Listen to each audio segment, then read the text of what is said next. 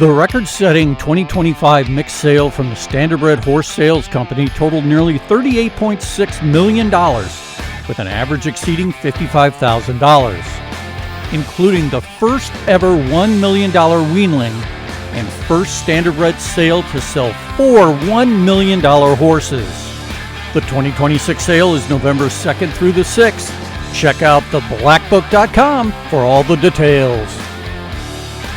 Winback Farm of Canada is home to 9 outstanding stallions, including Metro-based champion Captain's Quarters, who's new in 2026. Beach Glass, winner of the Meadowlands Pace and the last great son of Some Beach Somewhere, his first yearling crop sells in 2026. Lawless Shadow, an O'Brien Award winner and Meadowlands Pace champion, whose first crop sells in 2026. The Great McWicked, the richest pacing stallion in harness racing history, and two-time O'Brien Award winner Tattoo Artist, a winner on every size track with many stakes and track records. Also standing Better Than Cheddar, Betting Line, My MVP, and Trixton. For more information, it's winbackfarm.com.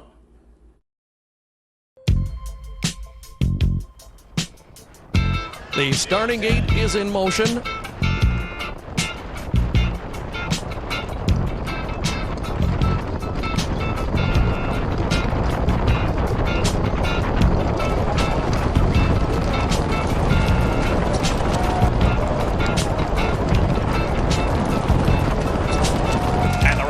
Nordic catcher shoots out. Change the game for the better. The best place to buy and sell horses. I've had great success. Indispensable. Since holding their first sale in 2001, OnGate.com has become harness racing's leading marketplace, with over 13,500 registered users buying and selling racehorses and bloodstock through daily online auctions. Browse listings for free and buy your next racehorse at OnGate.com. OnGate, we've changed the way the business works. Welcome to the HarnessRacing.com show, coming to you live tonight from Goshen, New York, as we're getting ready to induct the class of 2026. I'm your host, Wendy Ross. Going to be joined with quite a few people throughout the next 45 minutes or so on our red carpet event here. Now, we had to move a venue because we had some power issues. You might know this guy standing to my right, my dear friend, my colleague, Hall of Famer, Bob Hollywood Hayden. Bob, good to have you with me. Well, you know, like moving a venue, things happen, right? Timonium was Harrisburg in 2020 due to the pandemic. This year we had some issues, could be some lightning, who knows. Better to take it inside, especially with all the hot weather. Everybody's happy right now inside. It's what we do in harness racing. We adapt, and we certainly did that tonight. The people are pouring in here to celebrate. What a wonderful group for 2026. Oh, it's just a fun group. I really like it. There's so many people in here that names you've heard, you're not quite sure. Like Morty Finder comes to mind. Morty Finder was very instrumental in Pine Hollow Farm, but he gave us Bob Bonney, basically. Greenspeed helped put that farm on the map. The New York Sire Stakes program was struggling in the 60s into the 70s. Morty Finder had a lot to do with reviving it. Let's talk about you real quick, right? We talk about Hall of Fame status. You went into the Communicators Hall of Fame along with our dear friend Sam McKee. Now, the type of guy Sam McKee was, they said, Sam, you're getting the nod in 2012. Sam said, I'm not going in without Holly. Deservedly, you two went in there and got those rings together. I knew that meant the world to you. And that's the kind of guy Sam was. You found out after the fact, I did, a lot of people did. There's so many things that Sam did for you that you didn't know until 6, 8, 10 months later. But that was Sam being Sam. That really was. I found people after Sam passed 5, 6, 7 years later telling me Sam was giving people rides, helping them out, taking them places. And a lot of times it was the other way from where he was going. It was in his DNA. It certainly was, and he was a super individual. And every time we think about him often, especially when we're back here tonight, but talking about some of the communicators going in tonight, a lady that's really special to you, got two people going in, Ellen Taylor's got a lady of your heart, and of course our dear friend Derek Givner, who's just the DRF guy. He's a journalist, he's a racing analyst, both of them exceptional. Yeah, we'll start with Derek. Derek, I just told Ellen, Derek shows up, he loves the business, he's got opinions, and he's always there. Right off the bat, that's about 80% of what you got to do, right? And Derek is, he's in the weeds. If you see something going on, you hear something going on, look over there. Derek's taking pictures and he's got a notepad, right? And of course, with Ellen, we're 13 years together. 13 years. Our first date was the night I went into the Hall of Fame. 13 years later, she goes in. And if you do nothing else tonight, listen to my introduction to Ellen. It's going to be worth it. I love reading the story about how you said you guys didn't really connect, but on a June 10th, just 13 years ago, you did, and you haven't missed a date talking since, and look how life's turned out. Yeah, it's fun because, when I called her on June 10, 2013, I swear I didn't know if she was married with 3 kids. That's the truth.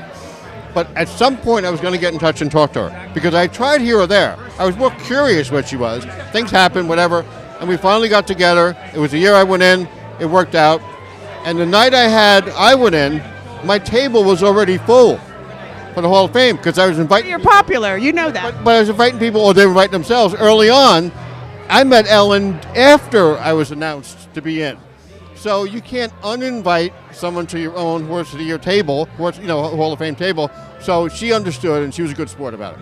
We talk about the inductees as far as going in, not communicators. We have Mike Kimmelman Sr., of course, at Blue Chip Farms, Marvin Katz, the owner extraordinaire, charities, everything Marvin has done for the industry. David Reed, the breeding specialist that got involved there about 38 years ago with his partner Jeff Stein, has kept it going for Preferred Equine. And Dr. John Tad Edgloff, who's got big contributions as well. These are gentlemen among men. Dr. Egloff is a fixture at Harrisburg. He worked for Land LaBelle and Hanover Shoe Farm, a gentleman supreme. David Reed and Jeff Stein were a formidable combination. A lot of people forget now because Preferred is so prominent. They bought Moneymaker in the mid-'90s and turned her basically into the horse she became. So they had a pretty good ride there. And for Mike Kimmelman, there's no such person in the room who's a most happy fella more than he is tonight. Most happy fella basically was Blue Chip Farms. As a matter of fact, I asked Tom Grossman today, who was a better stallion, more influential, Most Happy Fella or Chapter 7 of Blue Chip Farms? It's close. They both stood stud 13 years. And what a combination to have a Most Happy Fella and a Chapter 7. It's something to say. That's right. Chapter 7 is 18 now. Most Happy Fella we lost at 16, but he changed the breed completely. Not New York racing. He changed the breed. And for Marvin Katz, sometimes people forget because he's so prominent with trotters and trotting fillies. His first Breeders' Crown came in '93 with a horse called Expensive Scooter. They brought Dream away after his 2-year-old year and wound up winning the Meadowlands Pace with him. This guy has got his finger on the pulse of pacers and trotters, and let's be honest, he should have been in 10 years ago. Well, I hope we're able to catch up with at least 3 of the 4. Mike Kimmelman Sr., I hear, is not going to be with us tonight, but that's okay. We'll hope to get a couple of the others on here. Let's move on to the horses. Better's Wish, Buckeye St. Pat, Manchego, Nuncio. What a group going into the Living Horse Hall of Fame. Better's Wish made $1.6 million, led. Remember, he got beat in the Messenger at 5 cents and $1. He still led in earnings that year. Buckeye St. Pat, Mickey Burke, and Ron Burke. This is the only one they both won the Dan Patch with. Manchego, 3 straight years, sub 150. She's been a dominant horse. And now Nancy won after Jimmy retired. Remember, she was 2 and 3 with Jimmy. He retired. Nancy wound up with her. She was an absolute beast, 49 flat world record. How fun was she to watch race? So she was one, and Buckeye St. Pat. I have to say that Manchego was the Buckeye St. Pat in their different generational times. Yeah, well, Buckeye St. Pat basically morphed into Hanover because that's what you dreamed of with Buckeye. She was real good, and Hanover was great. And then you get a horse like Manchego. She's great every step on the track, but the thing we miss most about Manchego, the rivalry with Atlanta. Remember, they debuted the same year. The first time they met was in the 2017 Hoosier Park Breeders' Crown as 2-year-olds, and that just kept on going, those two. We miss that kind of rivalry. We talk about the criteria for making it into the Living Horse Hall of Fame. You have to be retired 3 or more years, over $2.5 million in the bank, over 2 Dan Patch awards, or $3 million life, or be a Dan Patch of the year, Horse of the Year. So the criteria is very tight for getting in. It should be tight. And, Nunzio is an interesting horse. He wasn't off the board the first 4 years he raced. And if it wasn't for a 70-1 shot challenging him tooth and nail in the Hamiltonian, he would have won the Triple Crown. He would have been in 5 years ago. And you'd know the name Nunzio a lot more than you do now. He did win 2/3 of the Triple Crown. He was a great horse and kind of flew under the radar, Nunzio, because remember, that was the year he had Father Patrick and Trixton. Nunzio, it's hard to believe he can make $3.6 million and fly under the radar. He did. He also won the Swedish Breeders' Crown later on. And I remember being over there for the Elite Lop when he won for Stefan Melander that day. He was just an absolute great horse to watch. He really is. He's a fun horse, and a son of Andover Hall, and Nunzio is only 15 years old. It's pretty early to go into the Hall of Fame for him. And back to Manchego, sub 150, 3 straight years. That's going to be tough. How about Better's Wish? 3 straight years Chris Ryder had the Horse of the Year runner-up. Why do I mention that? Because he wound up having the Horse of the Year right after that. And what about, we got to give those immortals a little bit of a shout out too, right? Especially Beef Arbor. Beef Arbor was Caitlin Clark before Caitlin Clark was. She won 1,801 races. She was a dominant force. She was like a bulldozer, and she did her own excavating. Everybody from that point on, every female owes Bee Farber a big, big thank you. Well, we owe you a big, big thank you for letting us kick off our night with all that valuable information. We know you got big speeches to give tonight for Ellen. I know we didn't want to spill too much. Introduction. I don't want to overshadow her, but mine is really going to be the one you watch. Make sure you watch that one. Thank you so much. Now we're ready. We're bringing on we got Dr. Engloff. He's one of our entrants. Hi, Doc. Hello. Is this your wife? Hello. Wendy Ross. So nice to meet you. Doc, nice to see you. Nice. And I'm so glad that you brought her on because she is such a big part of your story, right? Absolutely. Absolutely. You know, they say behind every great man is a great woman, and I think your story is one of those, definitely for sure. A lady that said, you know what, we're going to believe in your dream. She kind of put hers on hold, and what a dream it's turned out for both of you. It's turned out great, and I wouldn't be here without her. When she came along, I was getting a little wild, and she calmed me down. You know, I love the story, thinking about you, Doc, that, you know, you started out as reading the story that he was a cattleman and a rancher. Right. And you said, you know what, maybe this is something you didn't want to do. You wanted to be a vet, though, and you knew that. Well, I'll tell you that story when I give my speech tonight. But you went on to be a vet and then made your way from Kentucky to Pennsylvania, then down under, back to Pennsylvania. What made you say, Pennsylvania, you wanted to make it home? Well, when I first came, I did not want to make it home. I'd never been north of the Mason-Dixon line. This was temporary. Just went because of the money. But we got up there and kind of liked it, and she put a thing on the wall saying, bloom where you're planted. And anyway, then we got that chance to go to Australia, came back, wasn't sure what we were going to do, and Alan wanted me to come back to Land Lobel. We did. New Orleans, and that's when I said he brought me to Pennsylvania. And I said, okay, bloom where I'm planted. A little different food up there in Pennsylvania, right? Yeah. Now, one thing to her credit, I have to say, reading the story, hearing your guys' story, is when the decision came to go down under, she had just, 2 children under 4 years old. She packed them right up, and she believed in you. She said, let's go, John. She had one 4 months old and one 2 years old. And it's part of what I was going to say tonight, but when I got the call from Dr. McGee at Hager Davis McGee, had me another job down south. Where down south? I said Australia. How soon do I have to let you know? He said, real quick. Our breeding season there starts. So I turned to her and I said, how long would it take us to get ready to go to Australia? She said, I can start packing now. 10 days later, we landed in Australia. And Doc, even standing here talking to you guys today, you just seem like a team that just did it because you loved it. But to be going into the Hall of Fame, what's that mean to you? Well, considering how many of my clients and friends are in the Hall of Fame, it's a tremendous honor to get to join them and realize how far back I go. And so when I walk through it today looking, it's unbelievable. He was my client, my friend. He was, go all the way from way back, So I have so many former clients and friends that are in the Hall of Fame. And one thing about you joining the other gentlemen going in this year, I said to Bob Hayden just recently, I said, you guys are gentlemen among men doing things for the industry that many people didn't even know, but how much of an impact you had on it. And what's that mean for you? Means a lot. It means a lot. I'm very proud of that. Yeah. Who did we bring with us tonight? Just you two, or do we have the kids with us? No. The whole table? I've got my 2 sons and daughter are here, and how many of our grandchildren are here? 4 of our grandchildren are here. 2 of them couldn't make it. They're in Europe right now. Lucky them, right? Yeah, and my one grandson who's a major in the Marines, he's stationed out in California. He couldn't make it. So we've got a big golf contingent here. Well, if I had to say one thing, they couldn't make it. But hey, guys, He made it, and we're so glad to have you and honoring you into the 2026 class for the Hall of Fame. We're going to let you guys enjoy your evening. Thank you so much for standing by and for stopping by, and we will see you up on the podium to see what you have. Now, our next we have, okay, bye-bye. Thank you so much. Derek, we're going to get you on my right.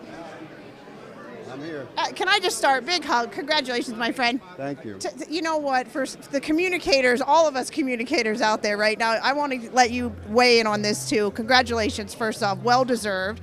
Talked with Holly, so you know we got a long-winded thing to start off the night, right? We talked about Sam McKee, though. Him and Sam go in 2012.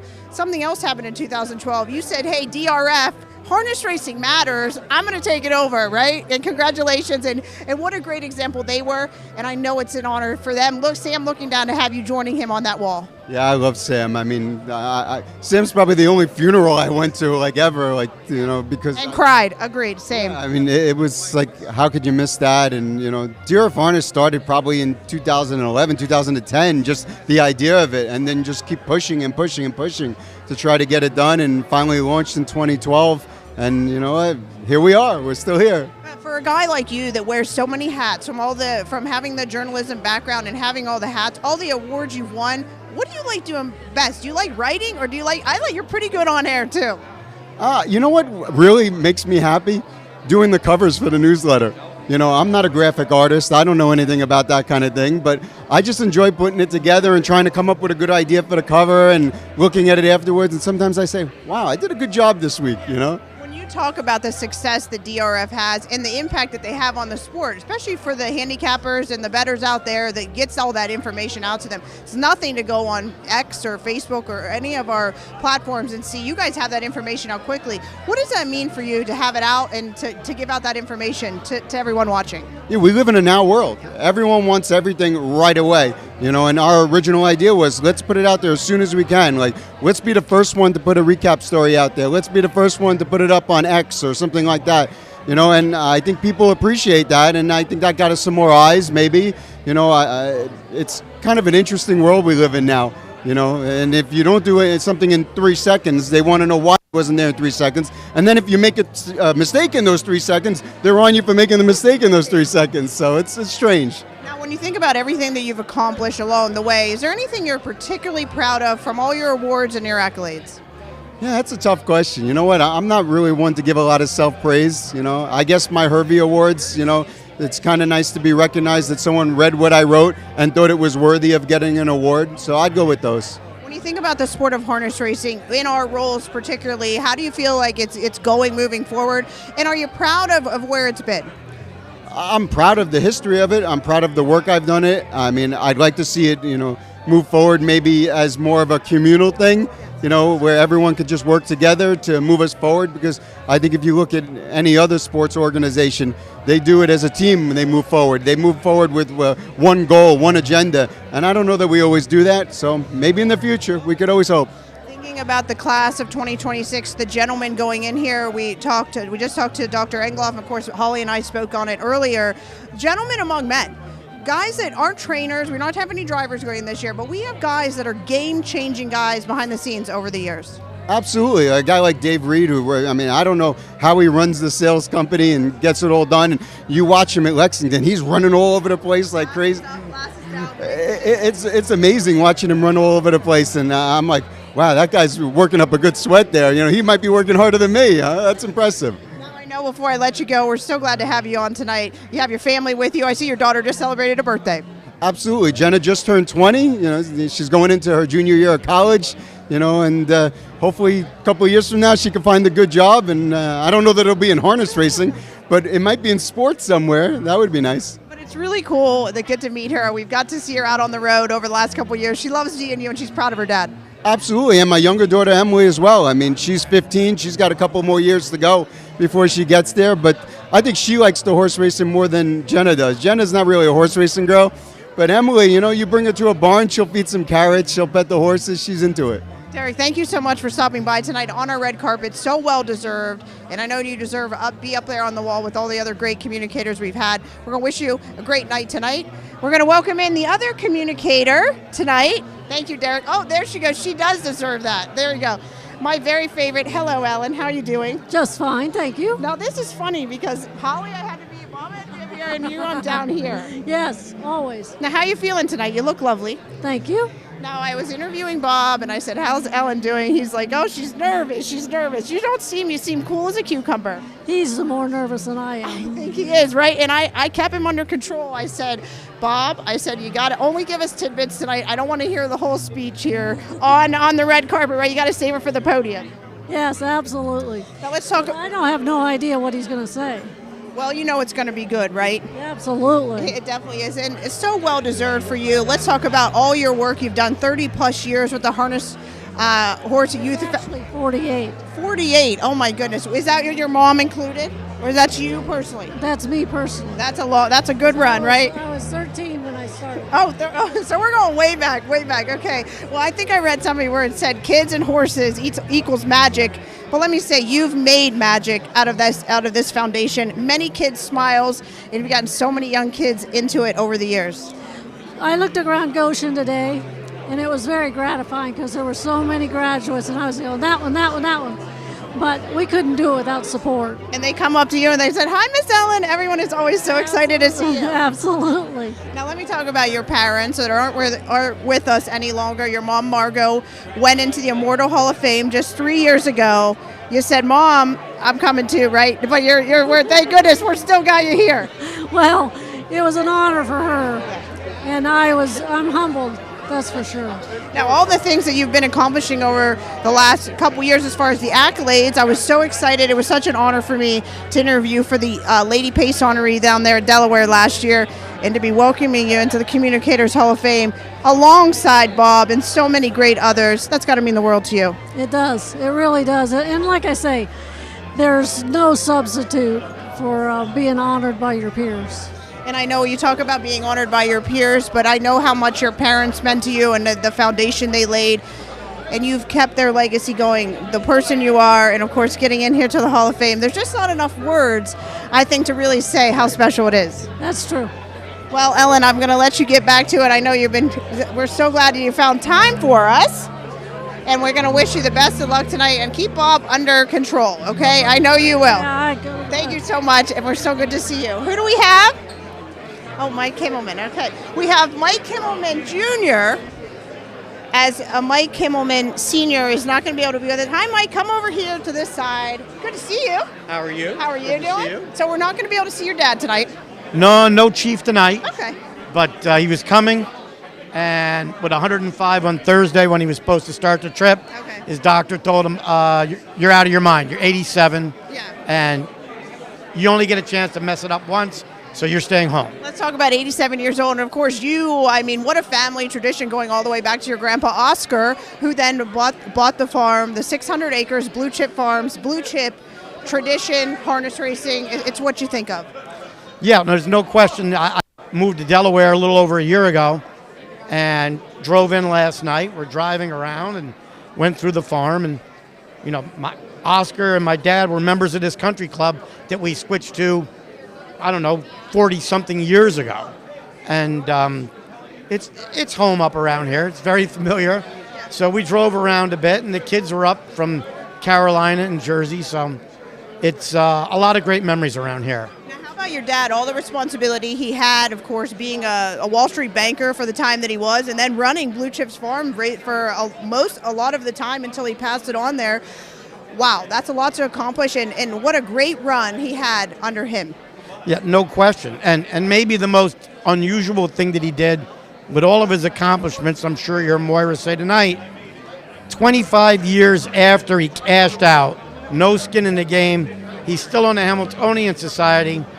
I used to think it was maybe to do for me or for Tommy Grossman, who bought the farm from him, and he felt the responsibility to keep the business going, but it really wasn't. He loves the business, he loves the people in the business, and for 25 years, he's done it for absolutely nothing. And what about the New York Sire Stakes, right? He came in and said, we're going to make a difference here, and what a difference he's made, and the program has just blossomed to become what it is now. No question, and originally there were tax laws that made it lucrative to do such a thing, but Most Happy Fella really changed things in New York and on a national and international scale, filtering all the way down to Better's Delight and Sons of His.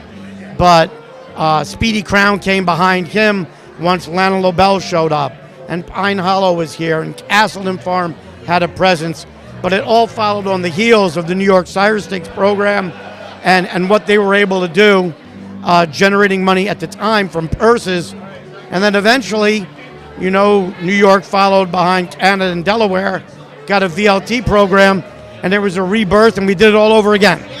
And your dad's such a key part, but your dad is such a key part of that saying. They said, go down there and see the lobbyists. Your dad said, I read, if this is correct. He said, no, I fired the lobbyists, and this is how we're going to do it. He did then, but we very much use the lobbyists now.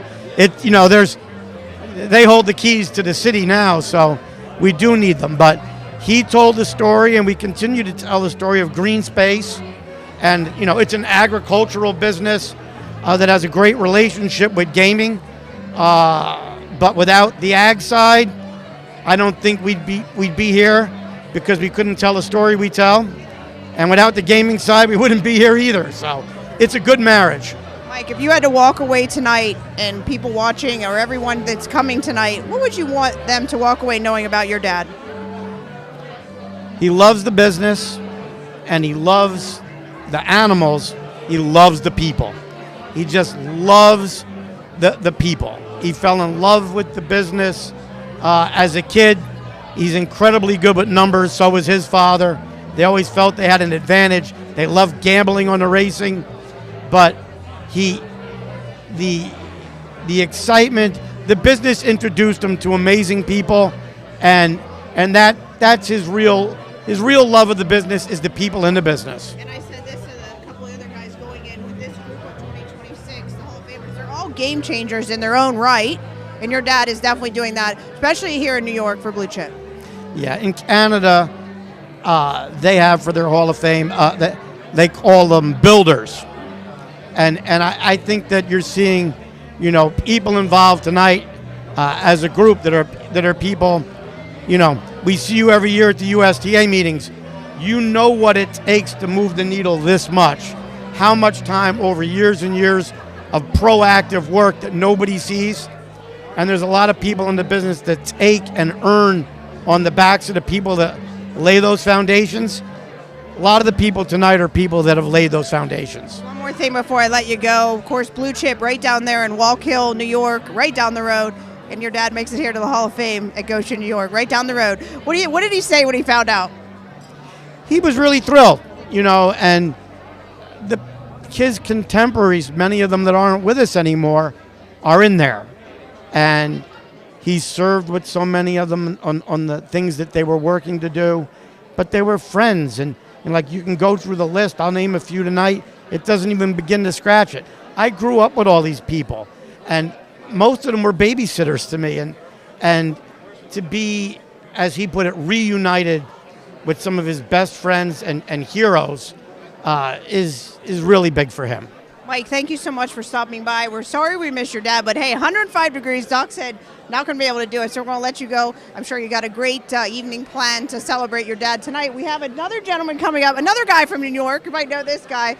David Reed is with us. Mike, thank you so much. Enjoy your night. Congratulations. Thank you. Tell the chief. You're looking sharp. Oh, my goodness.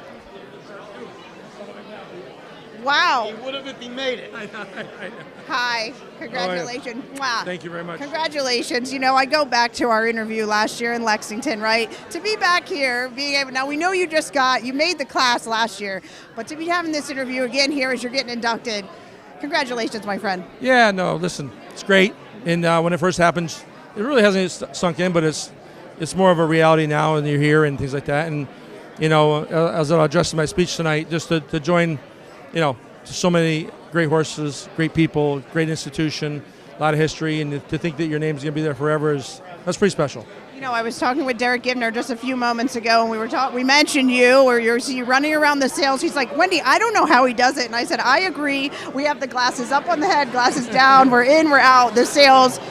Talking about preferred, though, you and your partner Jeffrey Stein started it 38 plus years ago. We lost Jeffrey, but you get to join him in the Hall of Fame here tonight. Yeah, and you know what? Truth of the matter is, a lot of times you become scale, and we do a lot, and we have a lot of data, and you have a lot of preparation. But, doing it for so long and understanding what it takes to pull the sale off, whether we're managing it for Lexington Selected or being a consignor at Harrisburg or selling yearlings or selling racehorses or selling online now. It's all preparation, knowledge, data, customer relations, know your customers. So it does make it look easy, but we know it's not easy, but we're happy to be able to facilitate that on a scale that's productive for everybody. So, and Jeff, when we were different and great team and things like that. And, as Dave Briggs, mentioned today, there's only one Jeff. There's probably only one Dave that can get along, you know what I'm saying, and understand.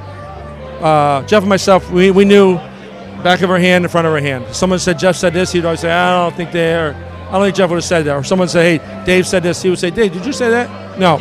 So we had we had our backs for each other, and he's just a great guy, and it was a long run. We've been doing it a long time, and we're happy. And when you describe Jeff, you say one word, irreplaceable, and you never replaced him. You said, this is how it's going to be done from here on, and you've taken on so much more. You're kind of both guys now, right? And business is good. Yeah, business is good. The service to the client is the most important thing, and we maybe strengthened our backup staff, because Jeff, Jeff enjoyed his relaxation. So, and it's not a criticism, but he always had a phrase: "Don't confuse effort with results." And so, it's more of just getting the team together and rallying, and maybe amping it up a little more. But I think he'd be proud of the continuation. And but obviously, it started with him and us together, and the foundation was laid. How about you, though? Starting out here, born in New York, you're from New York, to be joining the Walls here in Goshen, New York, just a kid that grew up on a dairy farm. Jeff Stein gave you the big shot, but you proved to him that you deserve that.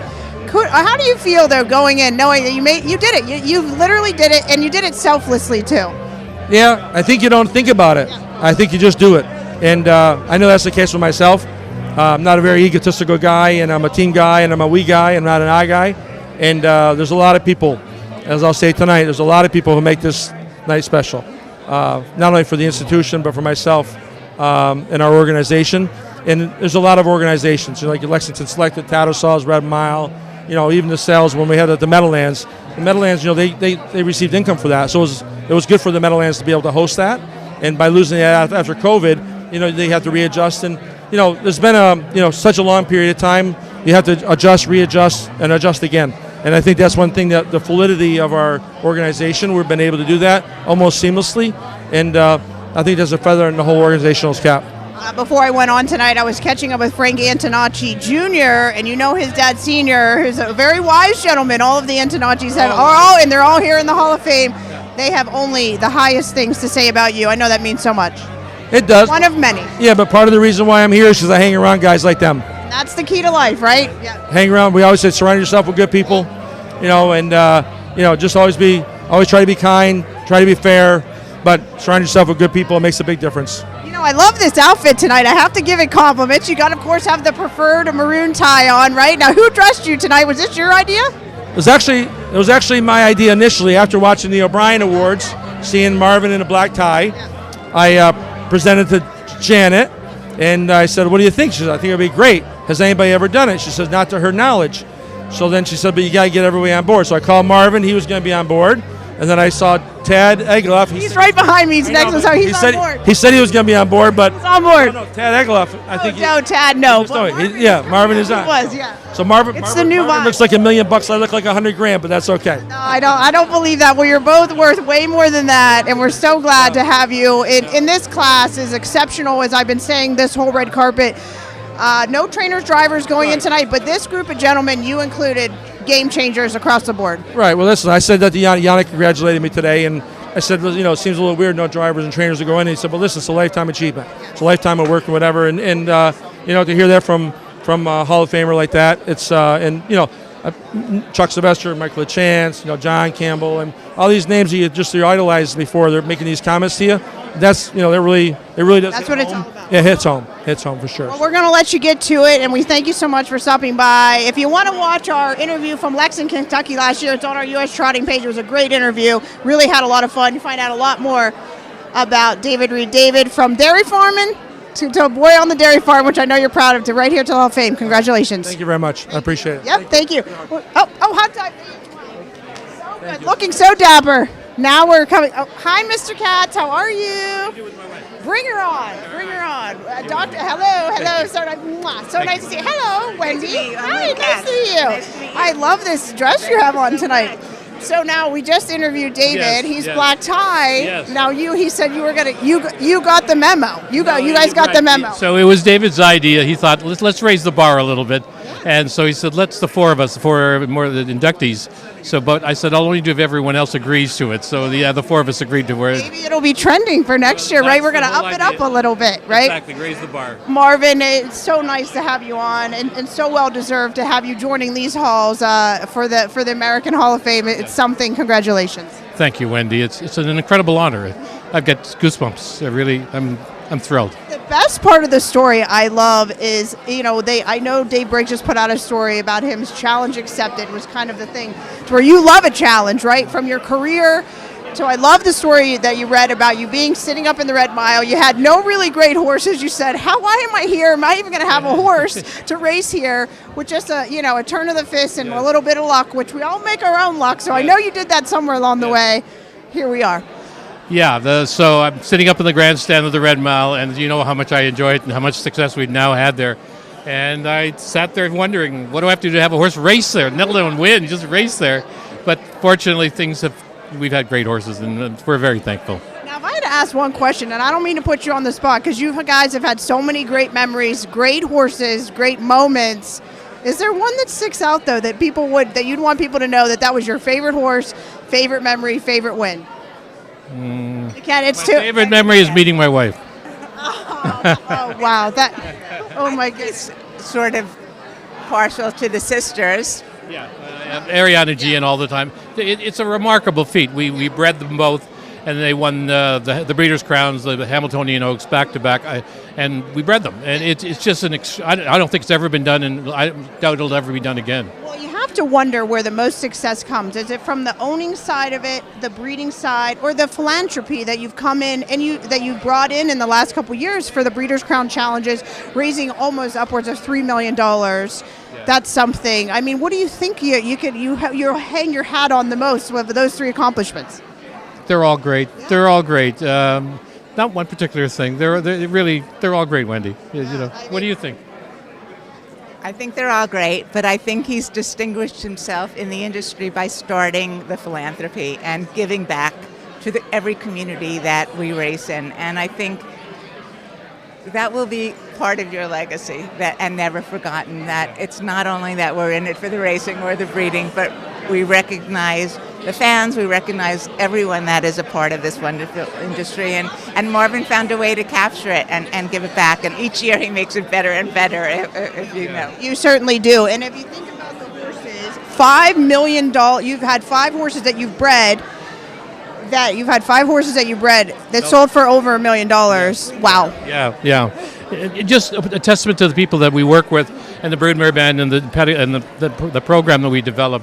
It's extremely high quality, and I'm proud of it, obviously, but all the people that are around us have helped build that program, and they deserve a lot of that credit, Wendy. Now, when we talk about all of the trainers, drivers that are special to you, any particular that, I know it's hard to name them all, but any particular that have really stood out to you through your owning career and breeding? Jimmy Tactor would be at the forefront. We've had a long relationship with Jimmy. He's a dear friend. I'm going to mention him tonight as well. He's had a profound impact, not in any way. Julie and Andy Miller, and oh my goodness, they're literally walking by. Hi, I just mentioned. Congratulations! This is what we love about the red carpet. This is what we love, right? I was just interviewed. Hi. Julie, hi, you're on the red carpet. Oh, well, great. So he's asking about my favorite trainer. What did I just say? He said he mentioned you. You were the first. Jimmy? I actually mentioned Andy. Andy. Andy's in there too. Third. Guys, what is it? Why we have you here, though? Why we have you, Marvin, here? What a wonderful man to be joining the Hall of Fame in 2026. You're going to make me cry. I'm telling you why. He has made me a better person, better trainer, and to want more and to want to achieve more. And I owe a lot of my career to Marvin. That's why I'm here tonight. Some great recipients tonight, and Marvin's one of them. There we have it, and that's what it's really all about. So thank you guys for stopping by. We'll be seeing you on our red carpet in a few years, I'm sure. Bye bye, Marvin. Yes. Thank you so much for stopping by. It's so nice to have you with us. Like I said, it's so well deserved. Everything we haven't even had time to mention everything that this gentleman has done. All of the fun times. Challenge accepted. Hang around people that are better than you and surround yourself with good people. That's the message tonight, and have the success you've had. Bye bye, guys. See you later. Bye bye. Break. We're done.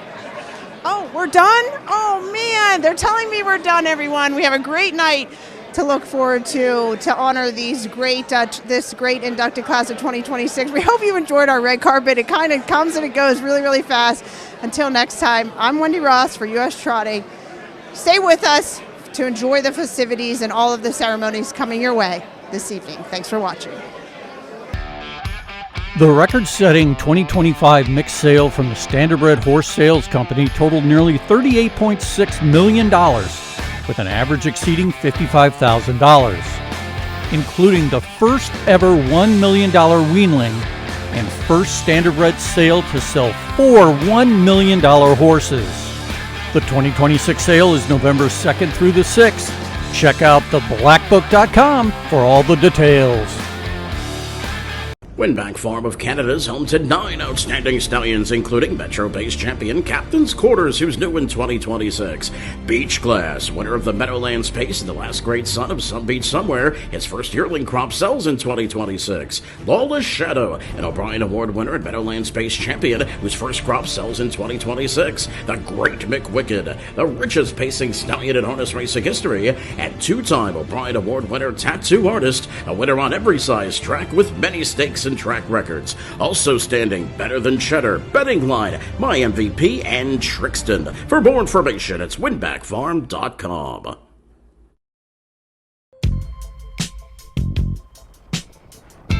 The starting gate is in motion.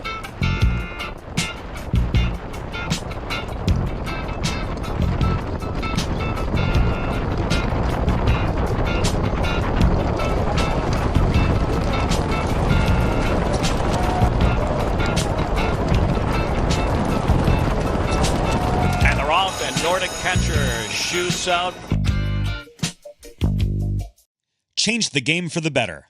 The best place to buy and sell horses. I've had great success. Indispensable.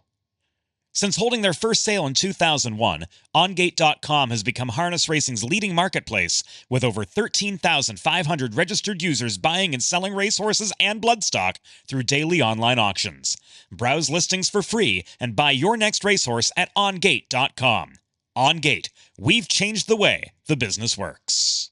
So we've come down here and looked at this venue and said, you know, we could probably come down here. If we're willing to leave the museum and come down here, it would be okay. We certainly have the Monticello Goshen banquet here in December, and so we know the venue. But it just, I don't know. It just seemed like Plan B worked out tonight. You know, we had to pull the trigger at 9:30. We had no power. We had 2.5 inches of rain expected, thunder and lightning. I don't know about the rest of you. I don't want to be in a tent with 3 lightning rods there waiting to be struck by lightning. So anyway, so we're here. This evening would not be as great as it is without our generous sponsors, and Marvin Katz and David Reed. Thank you for our big-ass fans. Even though they're not here,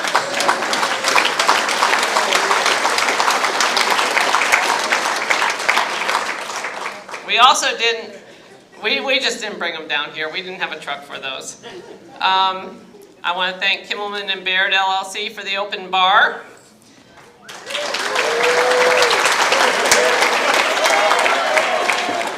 Preferred Equine Marketing for the beautiful floral arrangements that grace your tables. I think they're spectacular. And Lexington Selected Yearling Sale for the live music, which I think was a great addition.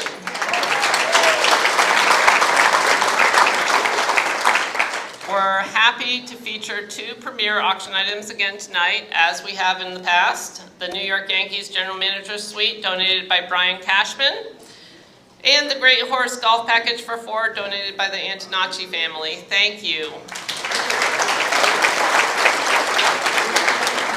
Both start with a bid of $2,500, and every dollar tonight goes directly towards the preservation of our collection. I don't know if everybody had the chance to go through the museum today. I hope that you will go tomorrow if you didn't do it over the weekend. We have Hanover, the greatest name in harness racing for 100 years. It is a fantastic exhibit, I think. It is one of the ones I'm most proud of. It's in the Greyhound Gallery, and so that kind of adds an extra poof to it. But really, come by and see it. This is our history, your history, and it's a story that requires constant care. Please support your museum, and thank you all for being part of this incredible evening.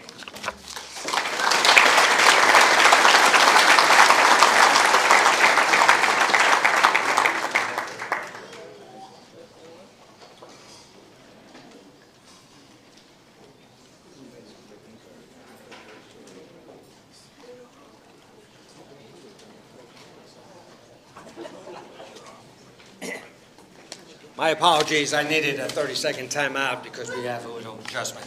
So, live TV. I'm not sure whose I broke, but I broke somebody's. So every year, the Restoration Raffle raises money for the care and conservation treatment of art and artifacts within the museum's collection. Last year's raffle provided funds for the restoration of several new acquisitions, and this year we look to surpass last year's generous results. If you have not yet purchased your chance to win one of the great prizes donated to the event, please see Rebecca Howard, located by the door, to get your last-minute tickets, and as you leave tonight, please stop by the door to see if you are a winner. Thank you. At this time, Seth Rosenfeld will step up to the plate.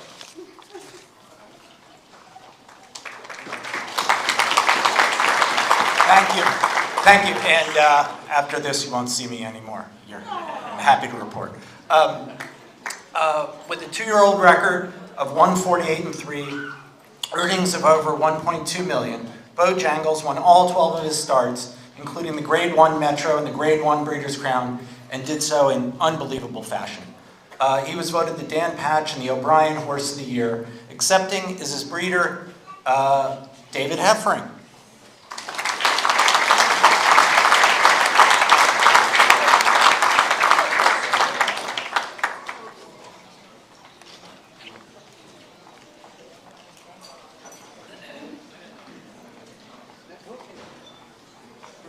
Congratulations.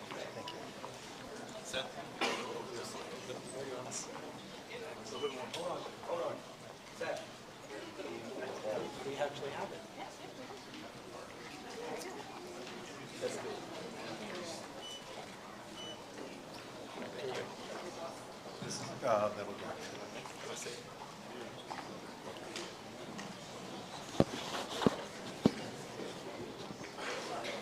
Did not break it?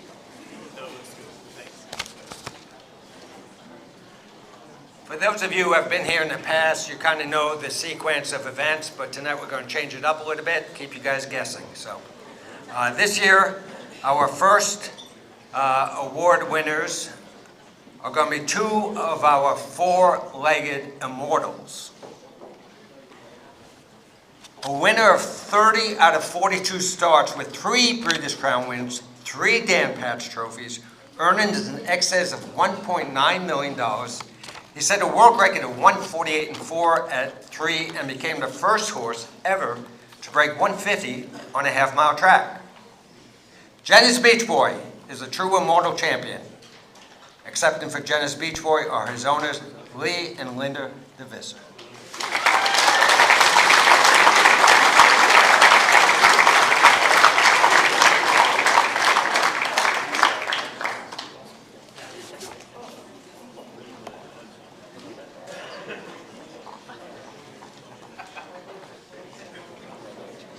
Thank you so much.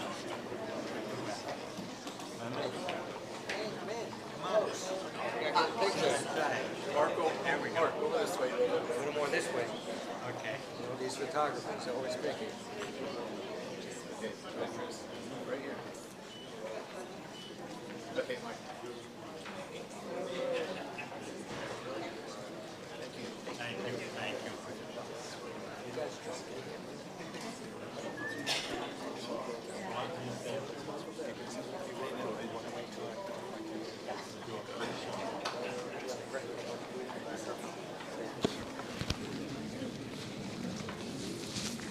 Our next immortal was an exceptional race mare and a historic broodmare. A winner of 14 of 15 starts at 2, earning her the Dan Patch 2-year-old Filly of the Year.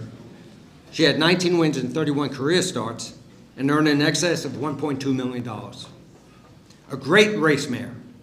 She was even better as a broodmare. The dam of 5 foals, all with a record of 150 or better, including 2 who became prominent stallions, Rocking Image and Tell It Like It Is. Lee and Linda, please accept the award for your great Kiki Katie.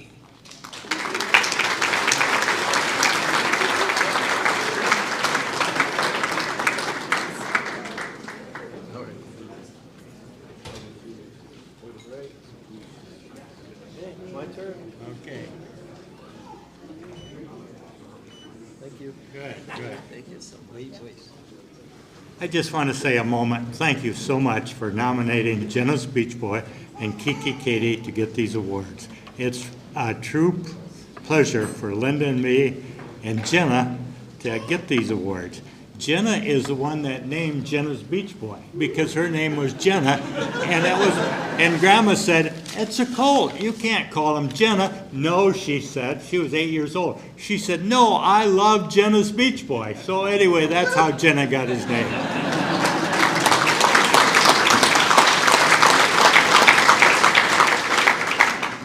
I just want to thank you. I never thought I'd ever be here.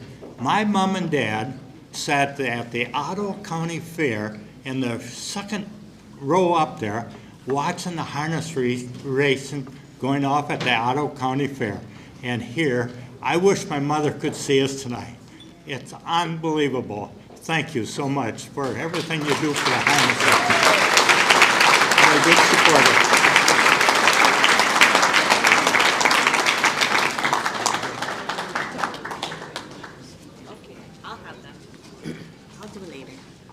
Okay.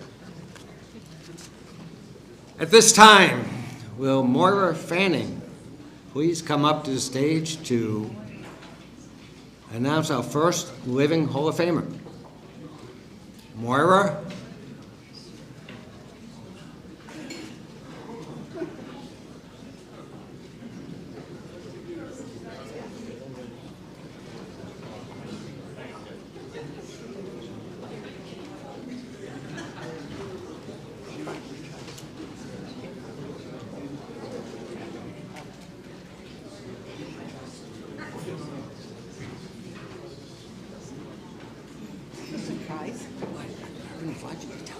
Sorry, this is a surprise. Thank everybody for coming. And I'm very sorry to introduce the one person who couldn't come, and that's Mike Kimmelman. The chief, I'm sure you'll hear a lot about his accomplishments. I'm sure you know about his accomplishments. But to me, the greatest thing that he communicates to people is a love of life. We bonded over our love of food and drink, and that's been an ongoing relationship. And he's a great guy, a good friend, and a person who made sure everybody fell in love with harness racing in his family, in his business, and in his friends. And then once you were in love with harness racing, we moved on to food and drink. So it's really very sad that he couldn't be here, but he's here in spirit, every glass of wine, every mushroom. Welcome, Mike Kimmelman.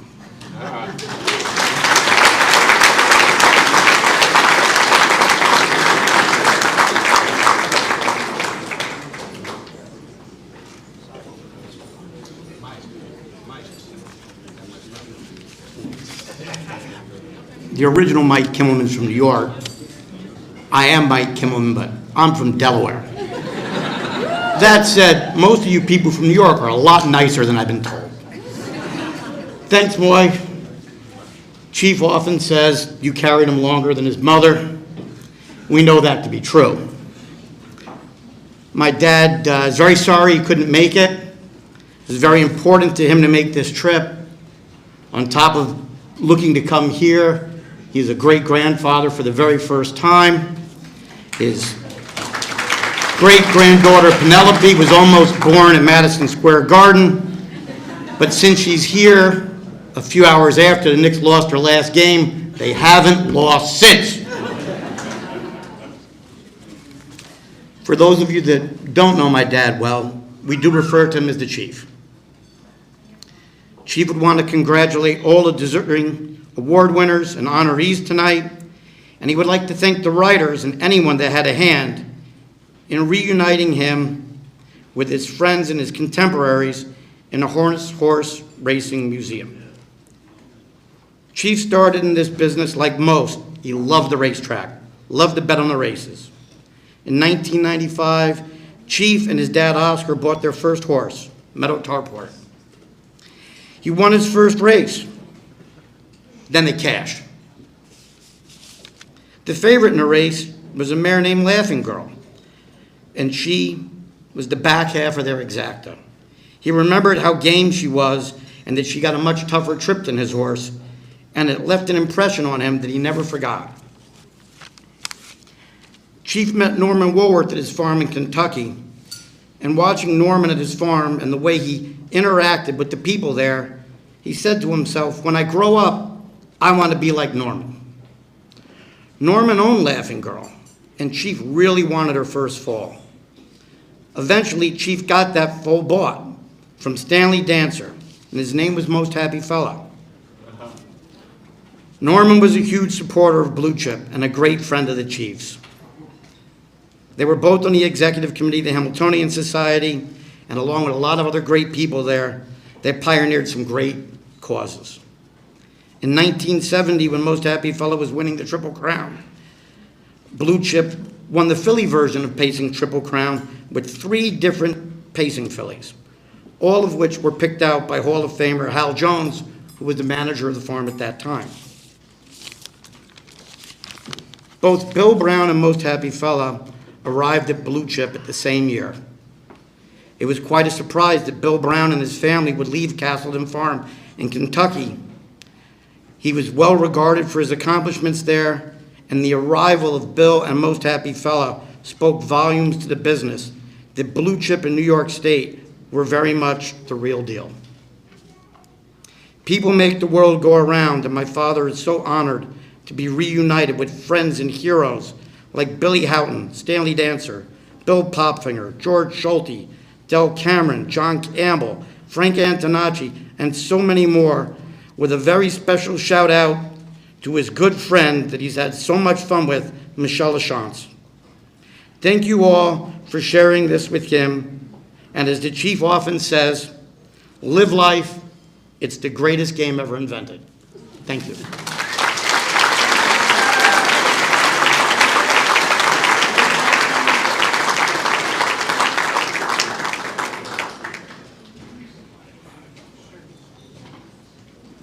Mike.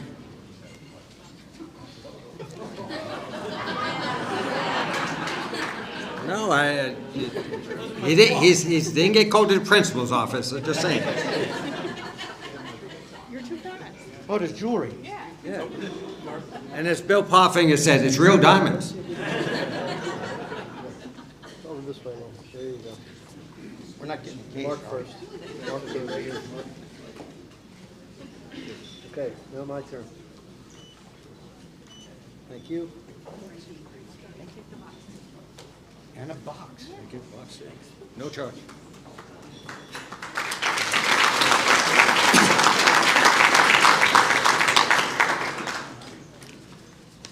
At this time, I'd like to introduce Max Hamp to introduce our next living Hall of Famer.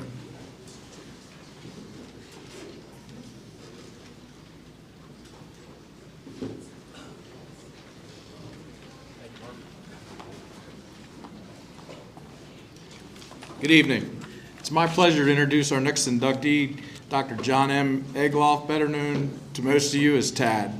I've known Doc my entire life. He's been a partner, an advisor, a veterinarian to my grandfather, to my father, and he and I and his two sons, Mark and Jay, still continue to own and race horses together. All you need to do is walk through Doc's consignment at Vauquerie and take a look at the Wall of Fame and understand why he's here. All the great horses he's owned, bred, raised is unheard of.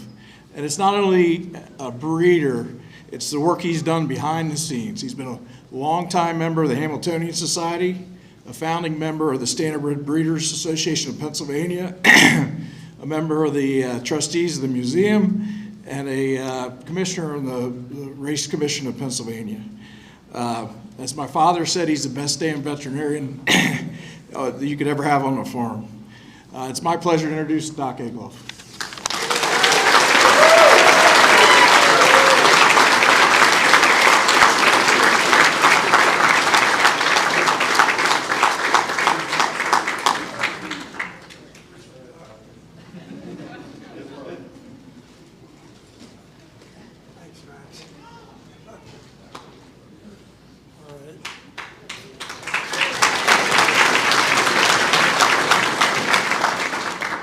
Well, selecting Max Hempt to come up and introduce me was an easy choice. I've known him since he was 2 years old. His dad was my best friend for 40 years. But a lot of y'all sitting out there, when you see me up here, it's kind of like finding a turtle on top of a fence post. You wonder, how in the hell did he get there? Well, I got there with a lot of help, just like that turtle. And the help I received was the people I was associated with for the last 50 years, starting out with Dr. Bill McGee at Hager Davidson McGee, who took me under his wing when I got out of vet school and sent me to Pennsylvania. But anyway, when I walked through the Hall of Fame, the number of people that I am looking at in it, who were my friends, who were my clients over the last 50 years, it's pretty mind-boggling. And it's really, really pretty thrilling to think that I'm going to get to join them. But it's really, really a special day. So before I get into telling you about the one person who is the most influential in my life, I'll tell you a quick story how I got into veterinary medicine. When I was a kid growing up, I was lucky enough to have horses to ride and calves to try to rope and all this stuff. And all I wanted to be was a cowboy. Well, one time one of our horses gashed her jaw, and my uncle called in the local vet to sew her up. I'm there watching. From that moment on, all I wanted to be was a horse doctor and a cowboy. Well, in my life, I got to do a little bit of cowboying and a whole lot of horse doctoring. So that part of my life, everything got satisfied. But anyway, the rest of it, I have to tell you about the person who influenced me more than anybody else. She moved into the town I lived in when I was 17 years old. And just like in the movies, she had me at hello. We were high school sweethearts, and we went off to college. She went one, I went another. But when I got accepted into vet school, she dropped out of college. We got married. She went to work putting me through school, along with a few loans and so forth. And anyway, we managed to get through school, get out, had an opportunity to go to Lexington, Kentucky, which was like being asked to go to Horse Valhalla. I went and went up there. From there, I got an offer to go to Landlow Bell Farms in Hanover, Pennsylvania.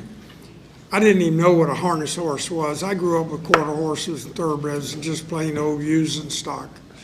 Well, anyway, we made the trip. We got up.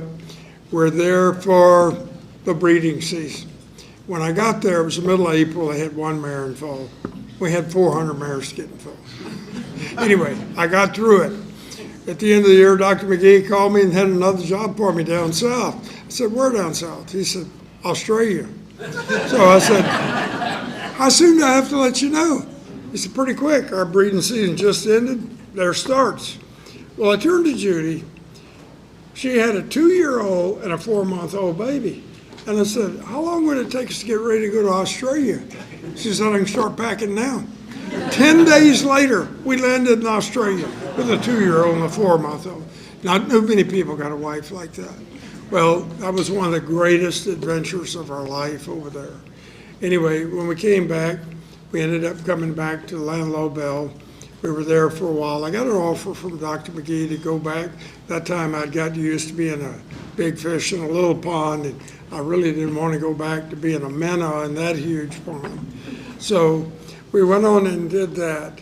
But the end of the story is that once our kids all got in school, and I'm getting up and going off to work early every morning, Judy gets the kids in school. She went back to school. Not only did she get her bachelor's degree, she went on and got her master's degree in counseling and psychology. And she counseled abused women and children for 20-something years, only trying to help.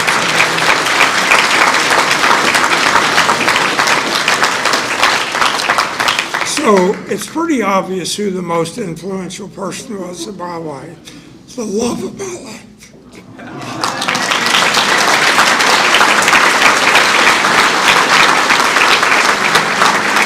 Thank you very much.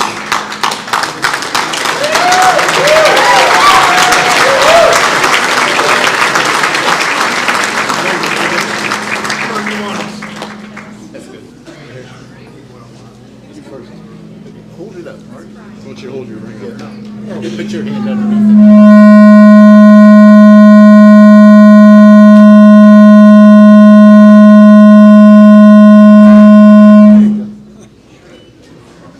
Thank you.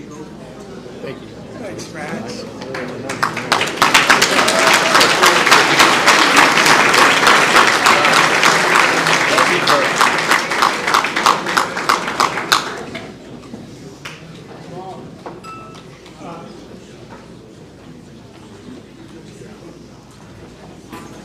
Okay, I'm falling down on the job. I'm late to the podium. But anyway, time for a little fun and games, and hopefully you open up your pockets.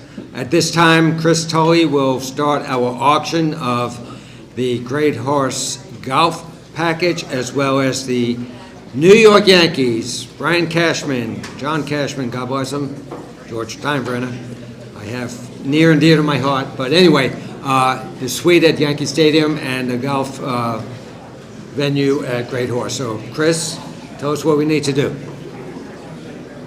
Thank you, Mark. Well, we've all done this before. We know what these prizes are worth. The lighting's much better in here, I could say. I can see the bids. My bid spotter, Chris Coyle, there will help me out on that side of the room. Maybe Mr. Kimmelman will help me on this side of the room. But tonight, once again, we're auctioning New York Yankees General Manager Suite. That's 6 tickets donated by Brian Cashman, and the Great Horse Golf Package for 4, which includes carts and lunch, which was donated by Great Horse and the Antonacci family. These great items have a starting bid of $2,500, but traditionally sell for much more, usually at least twice that. So, we'll start with the golf outing. Located in the rolling hills of Hampton, Massachusetts, Great Horse is a beacon of elegance and opportunity, offering majestic views of the entire Connecticut River Valley below. Great Horse was built around the idea of members enjoying a place to relax, compete, indulge, train, mingle, celebrate, get away, mix it up, and live your best life at one of the best places in Massachusetts. From the very beginning, one thing has been abundantly clear. It's different at Great Horse. So, We're gonna start the bidding at 2,500. Here we go, 2,500. Here we go, 2,500. I'm looking for 3,000. Okay, don't be shy. $3,000. Looking for 3,000 on the Great Horse Golf. I got 3,000 back there. Okay, 3,500. Right back to you, 3,500. Okay, is that Mr. Arnold in the back now? We got 4,000. 4,500 to you, ma'am. 4,500. 5,000, Steve. Yes, 5,500. There we go, 5,500. Okay, back to you, Steve, 6,000. Was that a yes, a maybe, a wave? Good way to get in the horse business. Okay, here we go, 6,500. Okay, very good. Do I have 7,000 for the Great Horse Golf Outing? Looking for 7,000 right there. Going over here, 7,500. Going once, 7,500. Going twice. Sold. 7,000, thank you very much. And I believe the successful bidder may have been Scott Kimmelman. Is that correct? Okay. Well, yes, I understand. He has bid on one in years past, so thank you very much. We appreciate your generosity. So, if baseball is more your thing, then our second item will be a home run. We have 6 tickets in the General Manager's Suite at Yankee Stadium.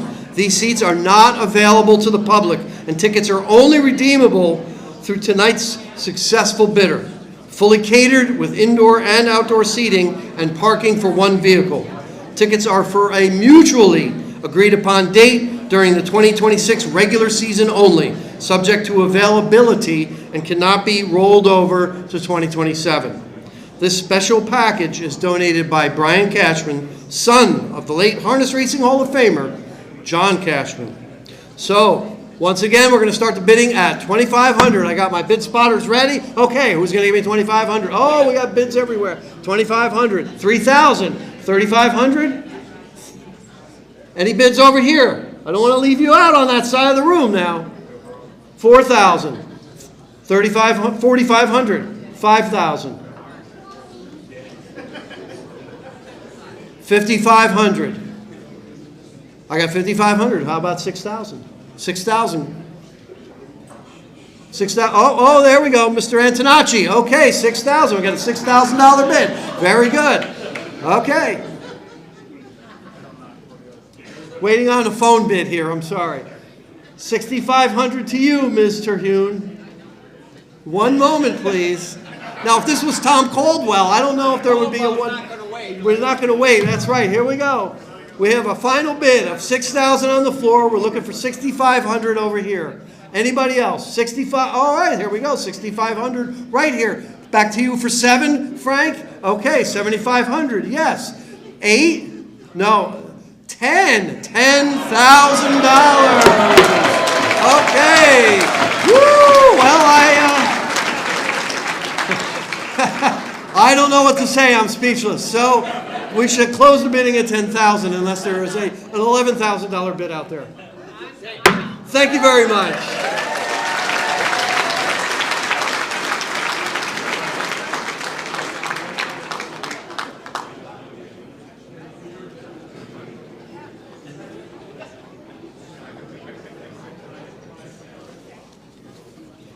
It is time now for the Living Horse Hall of Fame inductees. Let's start with Bettor's Wish, and a shout out to Art and Leah Zubrod right away. A son of Hall of Fame and Bettor's Delight, the talented Bettor's Wish race from 2018 to 2020, putting together a standout career, 24 wins, 13 seconds, and 4 thirds in 44 starts.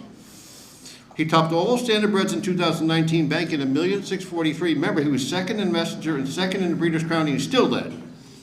2-time Dan Patch winner. Please welcome his trainer, Hall of Famer Chris Ryder, and all the connections of Bettor's Wish.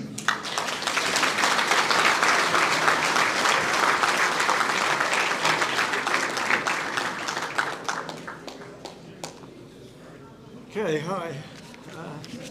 Thanks everybody for attending. It's a real pleasure to be able to train such great horses, but to represent the owners of Bettor's Wish here tonight. I thank you all. So the owners were myself, or still are, myself, Scott and Lisa Esso, Art Zubrod, Leah, Eric Cherry, Dana Parnham. And when you look at the career of Bettor's Wish, he had 44 lifetime starts, or 41 times, first, second, or third, for 24 wins and $2.7 million. So he dominated as a 3-year-old in 2019 to be the highest earning colt that year. And then as a 3-year-old, he came back to prove his longevity, and he was Horse of the Year at 4. Age Pace of the Year at 4. So becoming a Hall of Fame horse isn't just about statistics. There's defining moments on the biggest stage, and there was a partnership forged during his racing career, and that was the first year that Dexter Dunn was driving here, and that was the first good horse that Dexter had to drive. I'm pretty proud of that, and I think Dexter is too. So that was the breakout horse for Dexter Dunn. It was kind of fitting. So Dexter that was his first time he was driver of the year that year, and since been driver of the year 5 times in a row. So thanks very much to the ownership group, to his caretaker, Alonso Martinez, for obviously taking great care of the horse. Thank you very much to the voters and the fans for cementing his legacy. And that's about it. I'm pleased to be here to have the honour of introducing him as a new member of the Hall of Fame. Thank you.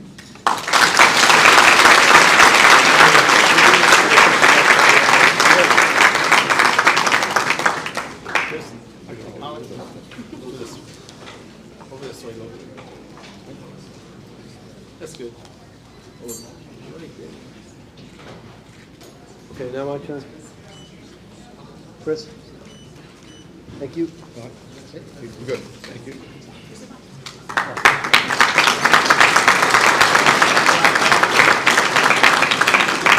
What Chris Ryder left out of that was that in 2018, he insisted Dexter Dunn come here. He stayed with Chris. He was his landlord. And I'm pretty sure no rent exchanged hands. Buckeye St. Pat is up next. World champion trotting mare, trained by Mickey and Ron Burke. Raced for 7 years, on the board 79 of 105, 51 wins, 2 Breeders' Crowns, 3-time Dan Patch Older Trotting Mare of the Year. Definitely, truly a worthy Hall of Fame. Here's a stat for you, though. Mickey Burke and Ron Burke combined this week went past 95,000 starts and 20,100 wins. Buckeye St. Pat is the only horse they share a Dan Patch with, each. Mickey won one and Ron won one. Buckeye St. Pat for the Burkes, accepting on 2 of her owners, Howard Taylor and Sharon Fuller.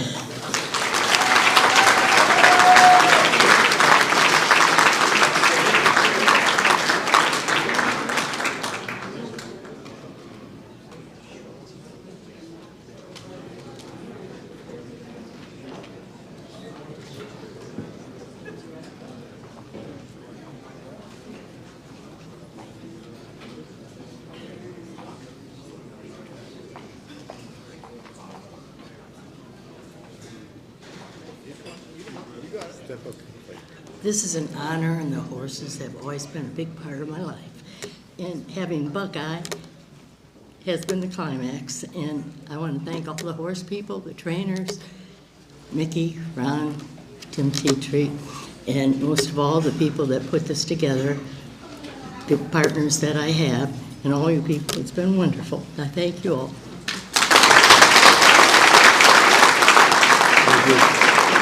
I first would like to give a shout out to our other 2 partners who couldn't make it here today, A. Basin, Ed Gold. Certainly they were a big part of this. I think Mrs. Fuller is not giving full credit to her husband, Ron, who was also the breeder, sold the horse and told me that Sharon was going to kill him if he didn't buy back. So I didn't have any choice. I didn't want to see him dead. So arranged to include him in, and we went fourths, and the rest is history. She was a great mare, great pleasure. Just when you go to the track every week, and she raced week in, week out, you knew you had a great chance to win, and you were going to win more than you were going to lose. I think it's a great honor, and I think it's well-deserved from her standpoint. I would like to say something. You learn something new every day.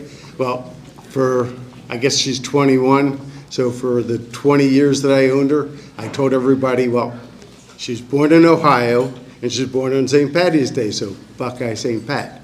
Well, I found out tonight she wasn't born on St. Patty's Day. That's just what Ron told everybody, because he owed the name. So I have no idea still how the St. Pat came into it, but we love her still. So thank you very much.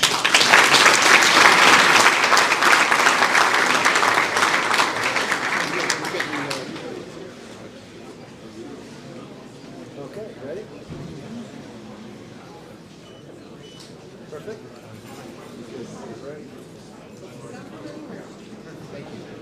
Thank you. Congratulations. Thank you. Keep it going. Thank you. Don't be a stranger. You're right, Sharon. Don't be a stranger.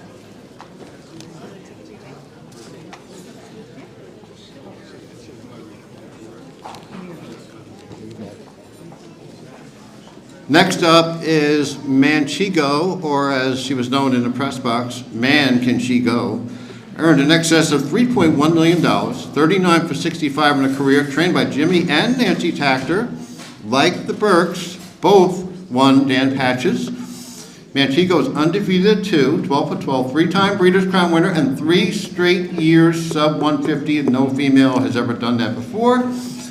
Accepting of the connections here, one of the connections here is Barry Guerrilla, who somehow had the great pacing mare, Steinham's Place, coupled with Manchego. Not too many owners can say they've had mares on each gate like this. Come on up, the connections of Manchego.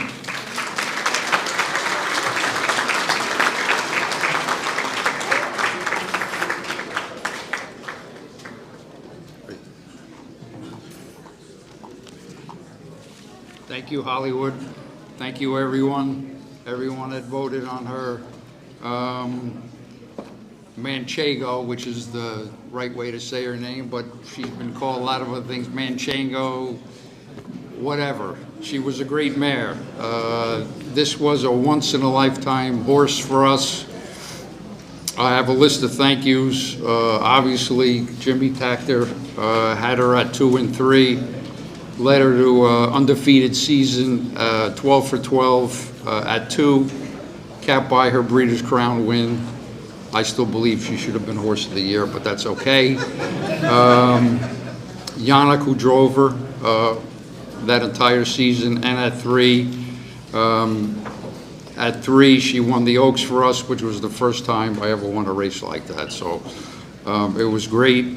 Then we switched over to Nancy, who picked up right where Jimmy left off. She won 2 more Breeders' Crowns, several world records, one of them which, ironically enough, fell last night, 148-4, but that's okay.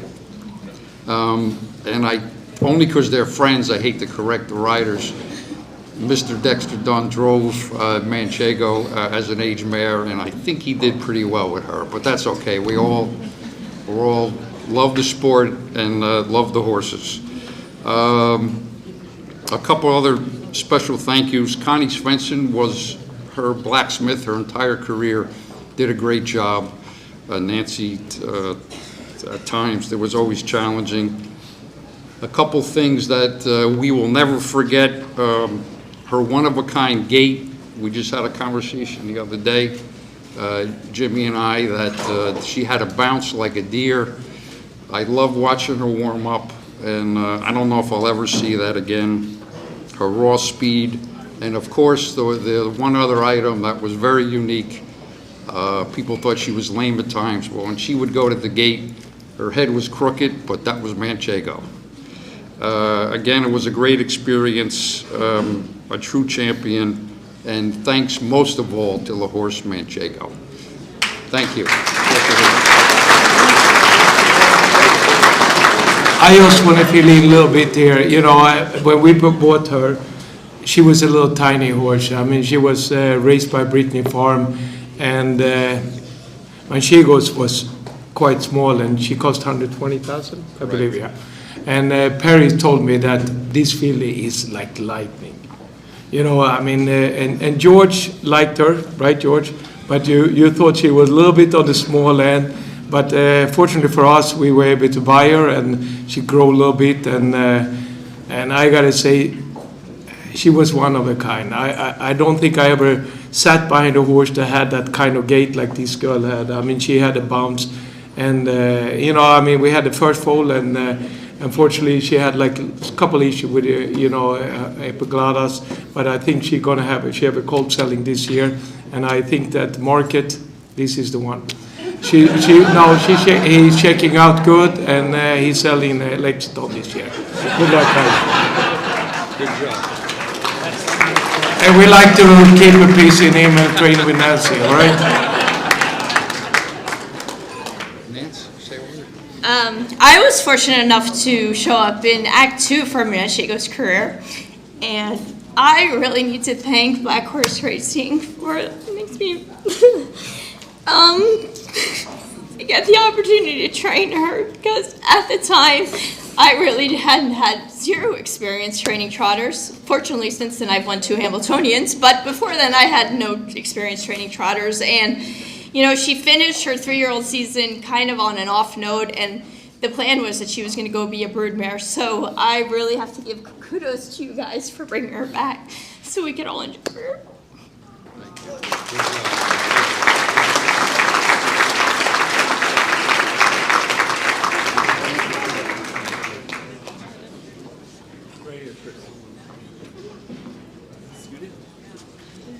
There you go, right here. Thank you. Thank you. One more. One more. That's good. Thank you.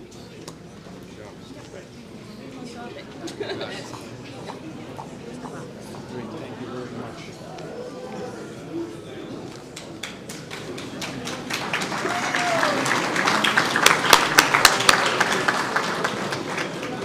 Don't go too far, Jimmy Takter. Jimmy Takter won the Triple Crown in 2014, but he did it with different horses. Nunzio never missed the board in his first 4 years of racing. 42 wins, 14 seconds, 4/3, 63 starts. Trained by Jimmy, 2/3 of the Triple Crown Yonkers Trot. He later went on to win the Elite Lop. He was Horse of the Year in Sweden. He did that before, when he had a horse called Kramer Boy over here who got money in the Hambo, and then the next year was the Swedish Horse of the Year. Nunzio, he won the two legs, but the race he didn't win was the race Jimmy did win with Trixon in the Hamiltonian. Either way, a $7,000 yearling is not supposed to win $3.6 million. Nunzio did it. Accepting for his breeder Russell Williams is Jimmy Takter.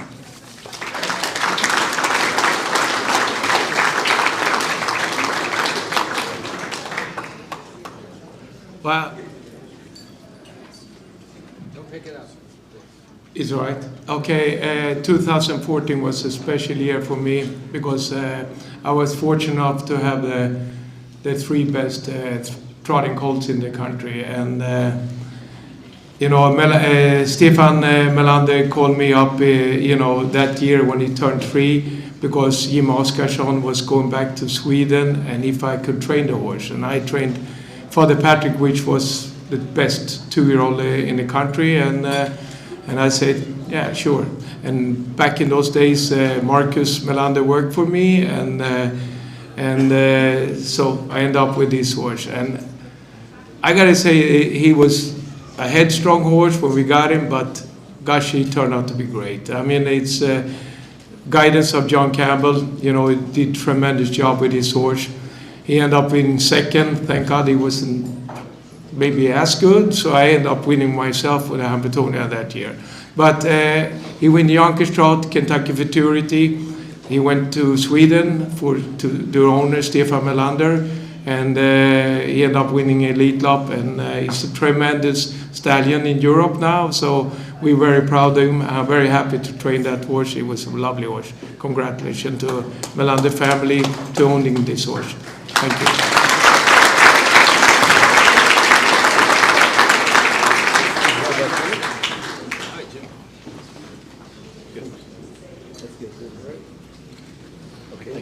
turn.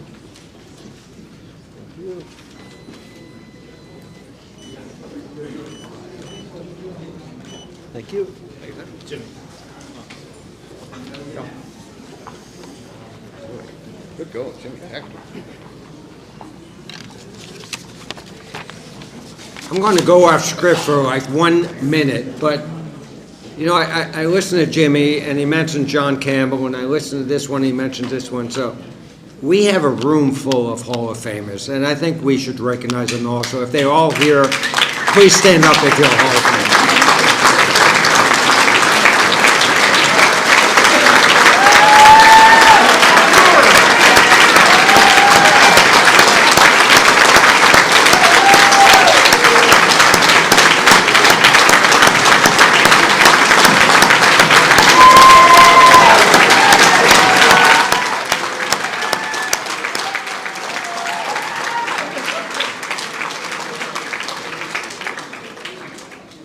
Thank you very much.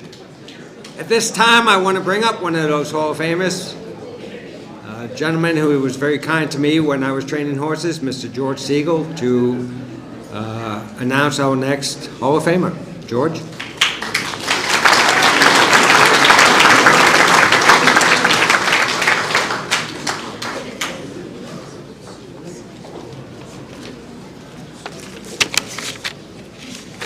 I'm here to welcome Marvin Katz to the Hall of Fame, and welcome the Hall of Fame to Marvin Katz. Marvin, for the last 30 years, has been unbelievable. He's an owner and he's a breeder. And the combination fed on each other. The ownership got him involved in breeding, and the breeding got him involved more in ownership. Marvin has had a Hambletonian winner, 4 Hambletonian Oaks, 2 North American Cups, 4 Metros, 16 Breeders' Crowns, 1 Horse of the Year. He's on the board of Woodbine. He's a member of the Hambletonian Society. And his awards: Dan Patch Breeder of the Year, Stan Bergstein Achievement. I didn't even know he won all these awards. But I want to say something that makes Marvin different, exceptional. Marvin has started the Breeders' Crown Charity Challenge 7 years ago. Not only did he start it, he worked on it, and he's raised $2.4 million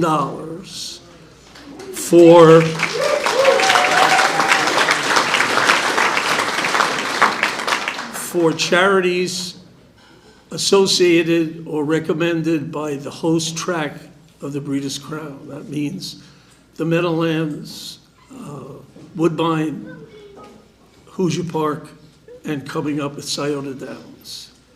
So I just want the society to know they're getting the best. Marvin.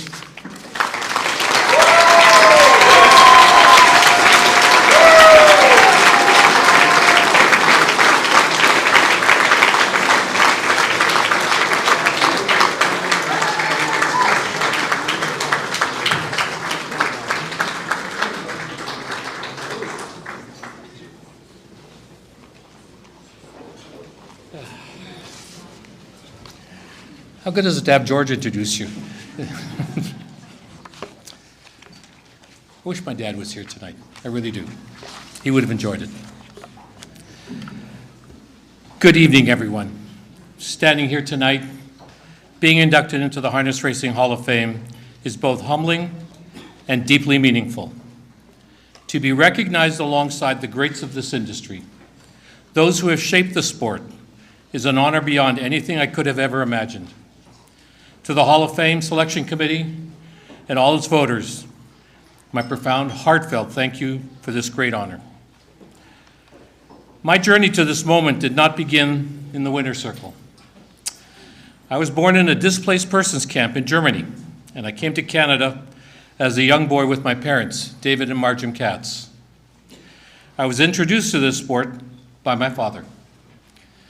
As a young boy, I would accompany him to Greenwood Raceway in Toronto, and from the very first moment, I was captivated. I love the horses. I love the competition, the excitement, and the people. Little did I know that this would become one of the great passions and endeavors of my life. There are many people that I've shared this journey with.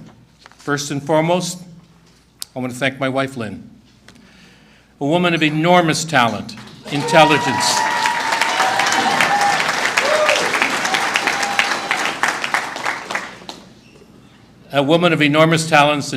compassion, and beauty. We are one another's greatest supporters and closest confidants. We truly are a team. And all this would not have been possible for me without Lynn's unwavering support. Please know I love you.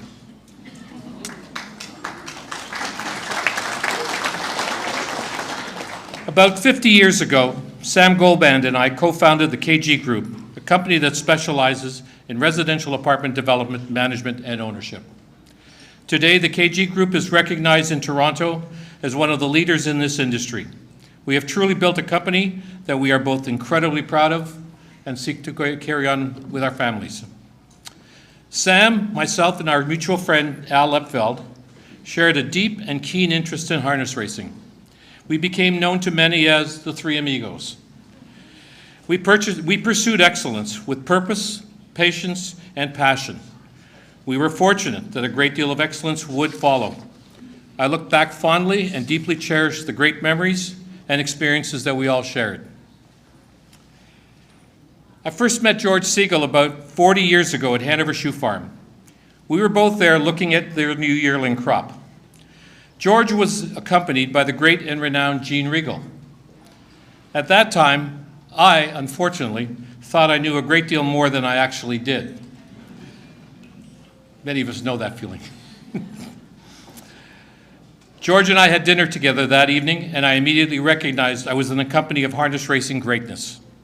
Today, I'm privileged to call George a dear friend and proudly share ownership in a number of horses with him. Thank you, George.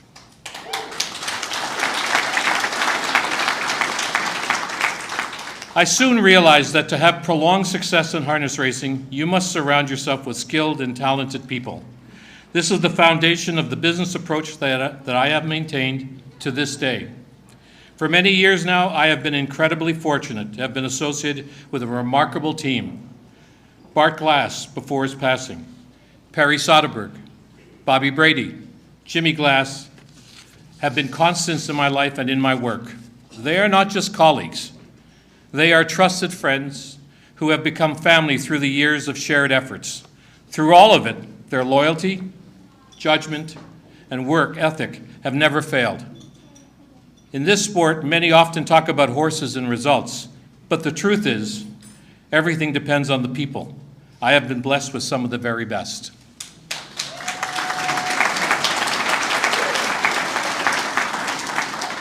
I have also had the privilege of working alongside with some of the most gifted horse people in this sport. Trainers such as my dear friend, Jimmy Tactor, who played a pivotal role in both our racing and breeding operations. Love you. Nancy Tactor, Julie and Andy Miller, Tony Alanya, and many more that I have failed to mention. Each of them brought not only extraordinary talent, but a relentless pursuit of excellence. Working with them taught me that greatness in this sport is never accidental. It is built through discipline, vision, and care. To the drivers who brought so many of those horses to life on the racetrack, John Campbell, David Miller, Ron Pierce, Yannick Gingras, Tim Tetrick, Dexter Dunn, and Scotty Zeron, so many others. You are the ones who turn preparation into performance. I have watched all of you deliver numerous victories that define pressure and expectation, and I have been honored to share those moments with all of you. Thank you dearly.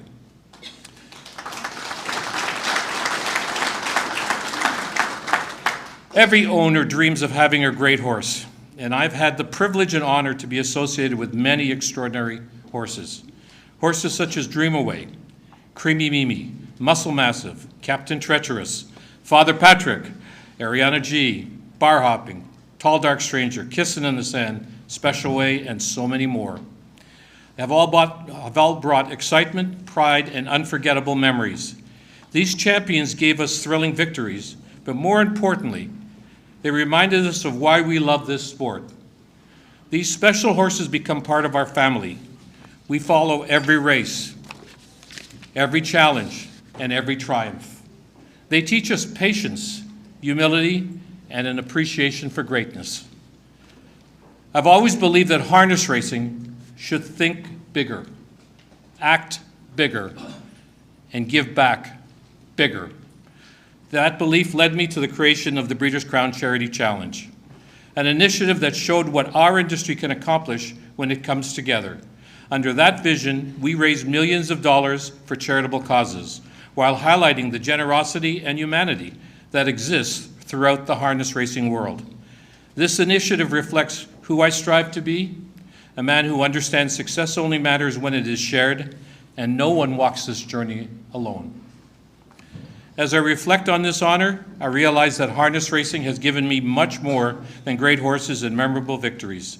It has given me friendships that have lasted a lifetime. It has given me opportunities to work alongside extraordinary people. It has given me challenges that taught me perseverance and success that taught me gratitude. I accept this honor with tremendous gratitude and great respect for all those who helped make it possible. To my father, David, thank you for opening the door. To my wife, Lynn, thank you for walking every step of this journey with me. To my friends, partners, trainers, drivers, and team members, Perry, Bobby, Jimmy, thank you for sharing this remarkable adventure. And to our children and grandchildren who are here tonight, and those who are watching and unable to attend, please know that your love and wavering support fills our lives immeasurably. Lastly, to the Harness Racing Hall of Fame, thank you for this extraordinary recognition. I am deeply honored, profoundly grateful, and proud to be part of this sport, which has enriched my life in so many ways. Thank you, all of you, so very, very much.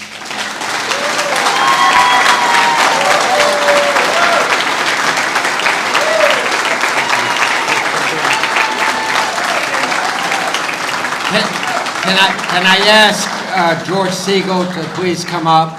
And George, I want you should be the one presenting the ring to Mr. Capps.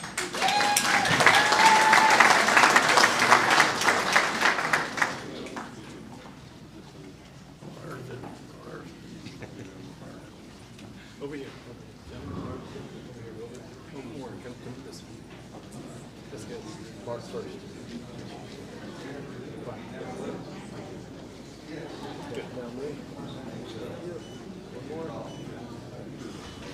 Over here, please. Thank you. Thanks.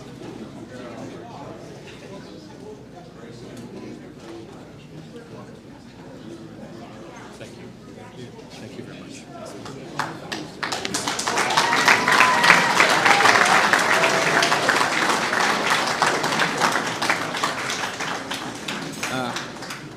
At this time, I would like to introduce Jimmy Tactor, who obviously wants my job and wants to be up here all the time. So, Jimmy, come back.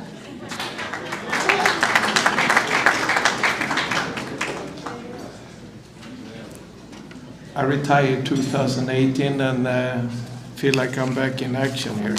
But it's okay. You know, it's like, it's an honor for me, you know, tonight to introduce my good friend, Derek Ebner. You know, everybody know that, well, you know, I've been fortunate enough to spend, you know, part of my life in Europe, and actually, you know, as old I am now, major part in the United States. But I know how important media is. I mean, media is probably the most important thing we have, you know, and we have to get our sport out. And, you know, which is hard, because unfortunately we just reading for ourselves in here. I mean, we got to get out of there, but, you know, it's hard. It's hard for these people to get the voice out. But this guy here, you know, Derek, you know, I've known Derek for, you know, at least 15 years maybe. He's been around, and this guy dedicated 30 years in his life into this sport. And this guy have done basically everything anyone can do as a reporter in harness racing. This guy have been writing, interviewing, announcing, handicapping. I see him on Meadowlands. He's all over, this guy. And even drove some races. He's just an amazing guy. I always appreciated his knowledge. This guy, you know, as a kid, I grew up with all the reporters, and you know, there is stupid reporters. You know, they're asking stupid questions. But Derek have that knowledge. You know, it's not like he's out to stab you in the back. He's out to, you know, get the good story and try to promote the sport. And he got a good eye for the sport. And everybody in this sport, you know, trainers and drivers, I know they like Derek. They think he's a fair guy and he writes very well. But you know, also nobody reached this level without support. He have his wife Stephanie. I can just imagine how many lonely nights she's by herself when he's out in doing shows there, and it's a tough job for a wife too. You know, so hang on. And his two daughters, Jenna and Emily, is also here. I haven't seen them, but I know they are here. Derek, thank you for everything you have done for our sport. Really, we sincerely think you have done a super great job for us, and you well deserve this job, this honor. And I want everybody to welcome Derek to Hall of Fame.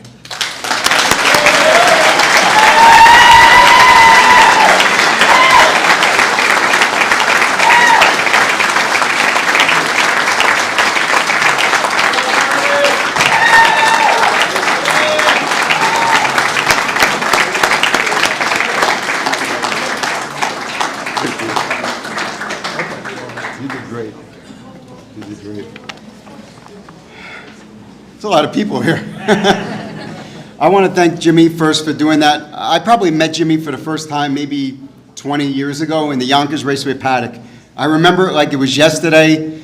I went up to him, I think he had a horse in the Messenger, and I said, Jimmy, you're known as the trotting master. What it's like to have a horse in a pacing race? And he looked me dead in the eye and he said, I won the effing jug.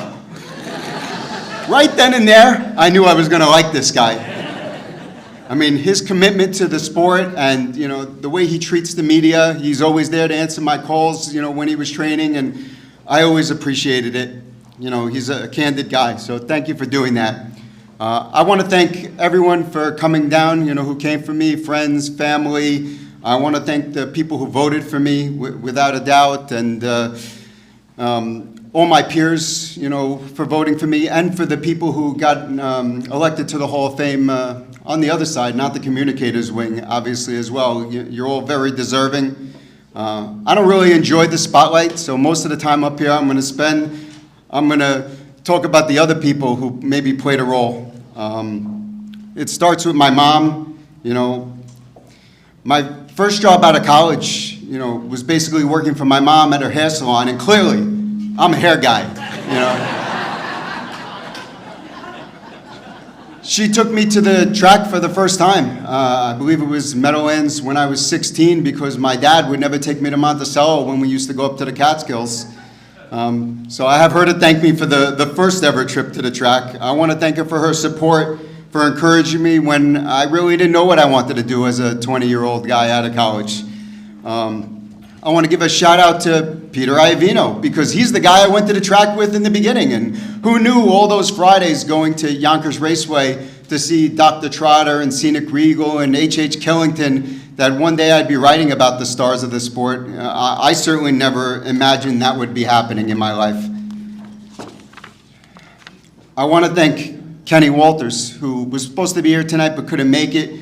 He gave me a chance to write my first article for Sports Eye, you know, and if I didn't get that opportunity, maybe I wouldn't even have gotten, too into writing and doing this stuff.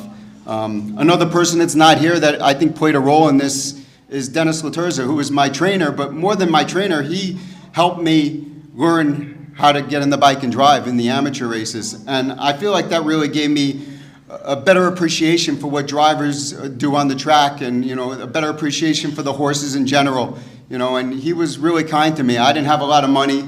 I really couldn't afford a horse. I had a $4,000 claimer, and he basically charged me nothing. Whatever it cost to feed the horse, just so I can participate in the amateur series. So I owe a little bit of that to him. I want to thank all my freelancers, who've worked for me over the years. It's hard to mention them all, but I'll single out Jay Bergman, who was my boss when I first started, and then I ended up getting the thing at, DRF took over, and, first thing I thought of was, let's bring Jay back. He's been writing for me for 15 years or so, and, I think he's been very kind to write, what I need him to write. It might not have been what he wanted to write, maybe not as edgy as he wanted it to be, or as edgy as everyone else wanted it to be, but it was what needed to be written, and I appreciate the fact that he's been around all these years with me. I'm not sure I could be where I am right now without the help of Greg Reinhardt. I mean, you guys don't see him. He kind of exists behind the scenes somewhere. But when I first started with, the DRF harness part, I was doing everything myself. I was taking pictures, interviewing, writing the stories, running up to the press box, back and forth, up and down those stairs at the old Meadowlands, and it was taking a toll on me. It was a lot. And Greg's behind the scenes writing recaps, posting tweets, doing all the things that are required to, provide great coverage to everyone here. Then there's Matt Rose. He's kind of my right-hand man. He's smiling over there right now. I plucked him from the dungeon at Yonkers Raceway. Literally, that's what we used to call it, the room right by the freight elevator at Yonkers Raceway. I went up to him and said, "You look like you have half a brain. Do you want a job?" And 25 years later, he's still there with me, and he's still doing it, helping the First Sportseye, Harnesseye, DRF Harness brands all succeed. We call him at least I like to call him the hyphen happy guy. He's the guy who's dotting the I's and crossing the T's, while I'm trying to look at the big picture of, what's going to go in the newsletter and what's going to go online and stuff like that. I couldn't do what I do without the help of everyone in the industry. Track management, drivers, trainers, caretakers, breeders, and everyone in between. Your cooperation is vital to providing the best content to the public. So whether you roll your eyes when my name pops up on your phone, or you smile and look forward to hearing me, I want to thank you all for, taking the time to be part of it. I want to thank the most important people in my life, my wife Stephanie, my daughters Jenna and Emily. They put up with my unending commitment to see every single race, whether it's at the dinner table, on vacation, in the car, on a plane, at a soccer game. None of them have the passion for the sport that I have. Quite frankly, I don't think any of them like it very much. It's probably my fault because I've oversaturated them with it. But they've stomached it. They've stomached reroutes. From my honeymoon, we went to Tour de Valais in Rome to go see the track there. When we went to San Diego, we went to the zoo, but we also stopped at Del Mar, of course. And on a recent trip, we went to Canada, and on the way home, we were flying out of Buffalo. I said, we got to stop at Fort Erie on the way home and check out Fort Erie, because I've never been there before. Their understanding, their love, that's why I'm able to do what I do week after week and year after year. Honestly, I'm not the best rider in the world, in my opinion. I don't even think I'm the best rider in harness racing, quite frankly.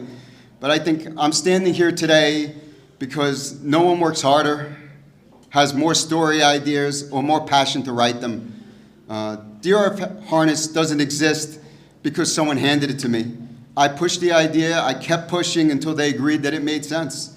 It's a good lesson for younger people out there that if you want something enough and you put the work in, you can make it happen. I love harness racing. I think everyone in this room knows I love harness racing. I love the puzzle of handicapping, the grace of the horses, the fierce on-track battles, the people in the spotlight, and the people behind the scenes who make it great. I couldn't imagine a different path in life, and I'm so grateful to have been a small part of its history. Thank you, everyone.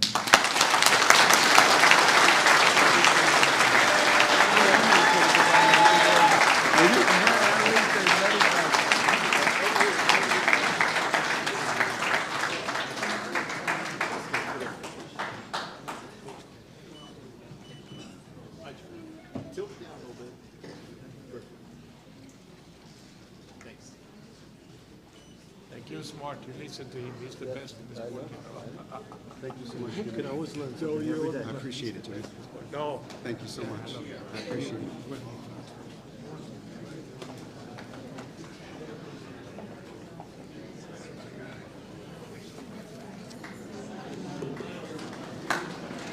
I'd like to take you back to 1958 for a second. The King and I, Oscar Hammerstein, Broadway, from the song Getting to Know You. It's an ancient saying, but a true and honest thought, that if you become a teacher, by your pupils you be taught. Gertrude Lawrence said, she took that one step further. As a teacher, I've learned, and forgive me if I boast, that now I've become an expert on the subject I like most. Ellen Taylor, HHYF, Harness Horse Youth Foundation. How deliciously ironic that this night has fallen smack in the middle of their 50th anniversary season. Folks, in charity, there is no excess. If you want to be the best, you have to dare to do things that no one else will. Ellen cuts no corners, turns over every rock, is old school and proud of it. Just like her mother, Margot, who got the ball rolling with the kids, she's not an approximator, she's a precisionist. She's an organizer. She's a unifier, and yes, a pacifier. She's a friend, a foe, a fighter, and a force. She possesses a tenacious indifference to failure. She has to set the highest standards for her organization with no tolerance for nonsense. She knows of no compromise. She's a conduit for a divine gift. You know, Ellen's grads are populated in every aspect of the industry throughout North America, and not just in racing. Families and parents have marveled at the difference that HHYF has made in their children, very often a turning point and even an awakening of sorts. Did you know Ellen was published at age 13 in Hubbard in the 70s? It was her unofficial embarking on her calling, her mission, her journey. Take your pick on that one there. You know, Ellen and I, we've been together 13 years, but you're never quite sure what's coming in the next 10 minutes with Ellen. 6, 7 years ago, we're walking into the Red Mile. About 100 yards away, and off to the right, Sam Bowie's walking in, nobody in between, also about 70, 80 yards away. Ellen says, you know, you can always tell from a distance it's Sam Bowie. So I said to myself, I'm going to play along with this. Let's see, he's played 12 years in the NBA, he's in the Kentucky Basketball Hall of Fame, he's drafted before Michael Jordan, he's 7'1". I'm going to play along. I said, really? She said, yeah, he's got such a distinctive walk. If they ever actually made a statue of Ellen Taylor, you'd probably want to start with an 8.5 by 11 of Mom Margot Taylor. If you knew Margot and now know Ellen, you realize that 8.5 by 11 is not that far from being actual life size. 13 years ago tonight, I was lucky enough to go into the Hall of Fame. If you don't believe it was 13 years ago tonight, we went out with another couple over here that were gracious enough to drive us and be with us that night, Jimmy and Christina Tactor. Our first date, 13 years ago, here we are again.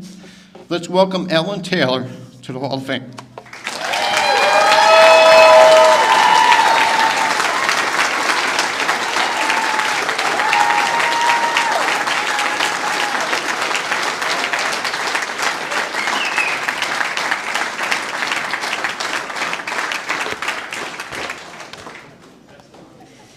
Congratulations to each of tonight's honorees, and thank you to the USHWA membership for recognizing this Hoosier with Communicators Hall of Fame distinction. First, my acknowledgement to my higher power, who has blessed me with such wonderful opportunities both within and outside of harness racing. As you may have heard from Bob, racing is my heritage. So much so that I recently found the hospital receipt from my birth and discovered my delivery fees were traded out for a training bill.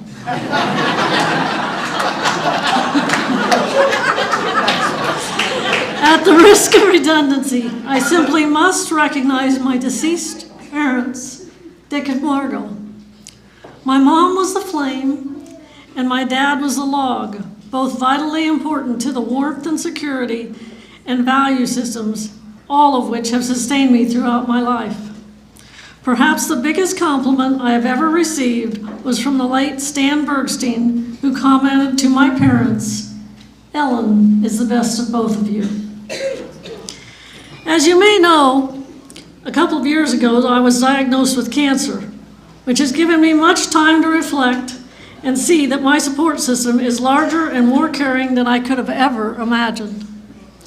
In moments during my treatments, combined with the timing of this honor, I have discovered so many individuals who have guided and lifted me that it would be impossible to name them all. From family to old and new friends to former and present HHYF trustees, business associates, and to every young person who has attended an HHYF camp or program, please know that how much having you in my life means to me. Along with all the racehorses over the years, every single one of you have touched my heart. There are 4 humans, however, that deserve special recognition. Olivia Kimmelman, the too fast-talking, always shorter than me, daughter of generational harness horse people who I have watched grow into a kind, forthright, and extremely real human being. Please accept my apologies, Olivia, for the tears that were shed when I was only being honest at various times during the HHYF discussions. Love you. Katie Ike, who is the absolute best example of my 48 years of dedication to HHYF, and in my opinion explains why does HHYF matter in the most tangible way. At the age of 12, she attended an hour-long Girl Scout presentation in New Jersey. Horse crazy, but with no harness racing experience. Since then, Katie has progressed through every level of HHYF, from the Harness Racing Youth League to leadership, to volunteer, to intern, to scholarship recipient, and now currently serves as HHYF Vice President. I'm confident that Katie has become a harness racing lifer, as she has earned her college degree along with her trainer's and driver's license, worked in various capacities at farms and stables, as well as caretaker, in racing management positions, and most recently added charter and racing writer to her resume. Thank you, Katie, for serving for such a wonderful inspiration to me both professionally and personally. The next person is much like my mom. She's incredibly strong, iron-willed, outspoken, and opinionated. She's fiery, yet has a heart of gold. She served as my boss, my partner in crime, my mentor, and my personal support system during the lowest times of my life. Thank you, Callie, for staying by my side for the past 4 decades. Lastly, Bob, my significant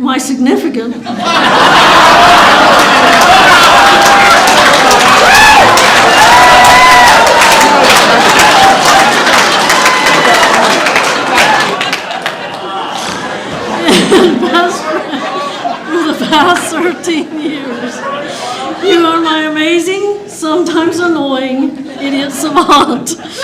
You are thoughtful and caring and challenge me every single day. Thank you for reinstilling my belief in mankind. Time for a brief commercial break. Please consider yourselves cordially invited to HHYF's 50th anniversary celebration on Saturday, October 10th at the Stable of Memories in Lexington. In In my research on what makes a quality Hall of Fame speech, I discovered that providing a bit of motivation was appropriate. On this special evening, I take this opportunity to encourage every person who appreciates the business on any level to consider these 6 thoughts. I believe we, individually and collectively, must step up the education to the general public about the greatness of our industry. Put aside petty arguing and do the next right thing. Strategize to develop innovative ways of long-term sustainability. Nurture upcoming leadership. Improve lines of communication amongst all those involved. And cherish the opportunities we have to participate in our own unique way with harness racing. Our future depends on it.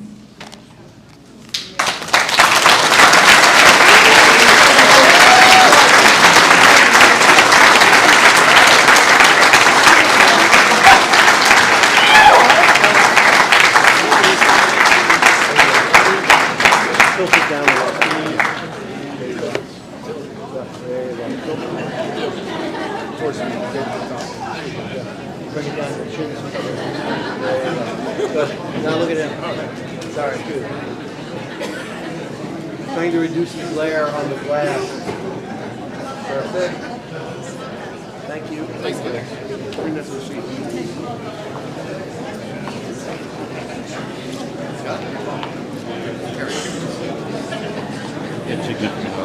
Okay, we're getting close to the end, so just bear with us a little bit more. Keep the conversations down. I think the biggest takeaway from this dinner tonight will be significant or insignificant. Heather B.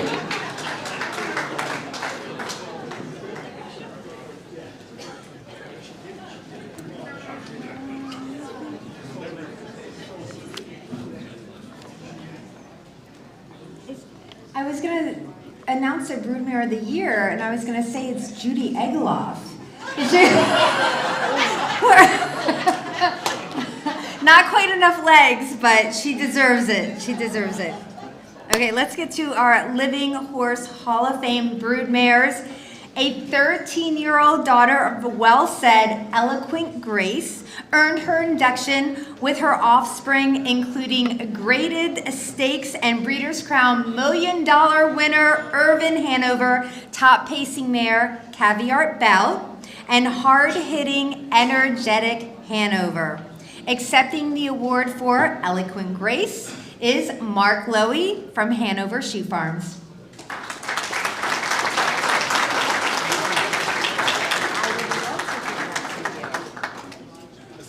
Cover the name. Okay.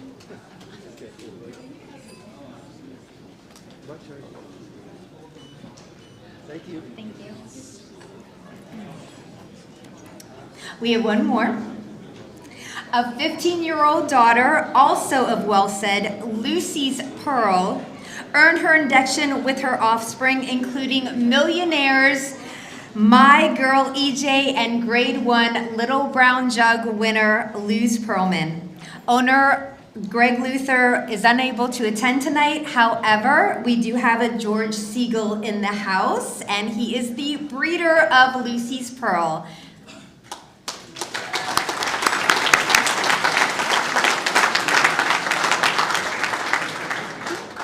George. Get up here.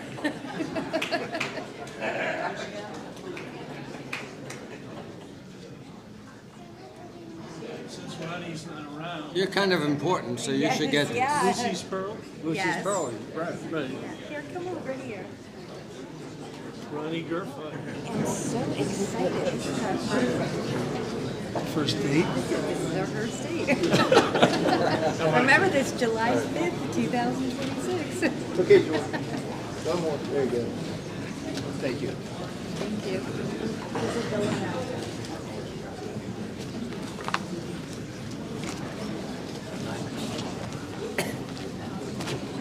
Okay, let's go back to the immortals. B. Farber moved from a legal secretary desk to a sulky in 1970. By 1973, she made history as the first woman to win a major driving title. In 1978, she became the first woman to compete in the World Driving Championship and proceeded to win the event. B retired in 1995 and remains the winningest female driver with 1,800 win victories and over $9 million in earnings, cementing her legacy as a Hall of Fame trailblazer. Accepting the award is B's niece Lynette Buter and Gordon Waterstone.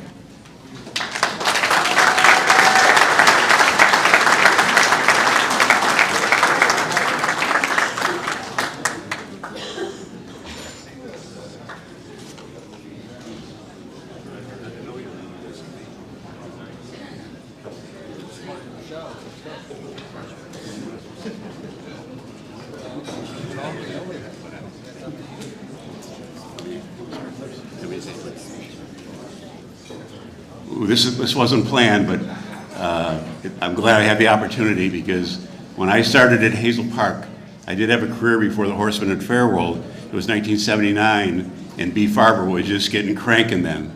And that was I believe that was the year the movie was made.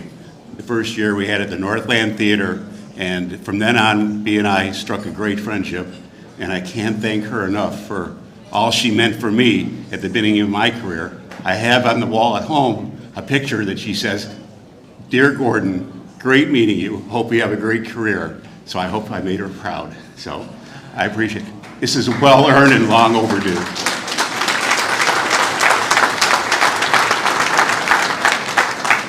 I'm the niece of Queen Bee.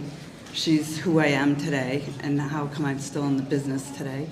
She was always a great support for me and my husband, and we're still in the business just because of her. She always came and visited our farm and gave me the opportunity to go on and stay here.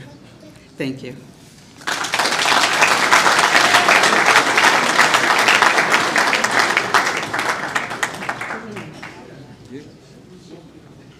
Rose between two thorns. Okay, right here.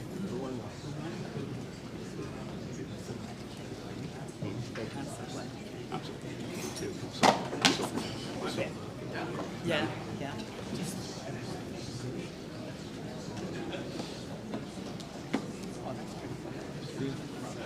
Thank you, sir. Thank you.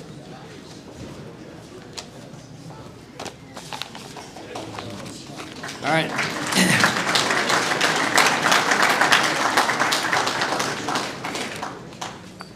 Next, you're going to know my New York roots. Morton Mort Finder. A prominent harness racing owner, breeder, and syndicate manager, he co-owned 1966 Triple Crown winner Romeo Hanover. Was co-founder of Pine Hollow Stud Farm in New York and was a pioneer in horse syndications.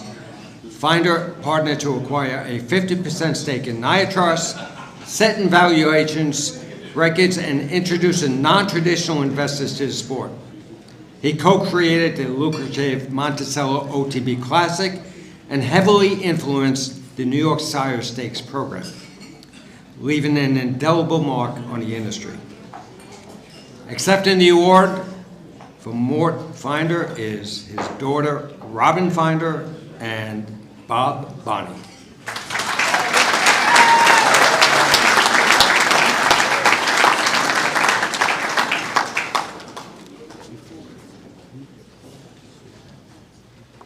This is a very special honor for our family.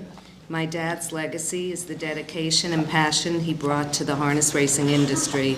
That, and of course his greatest legacy, his family. He would be so proud.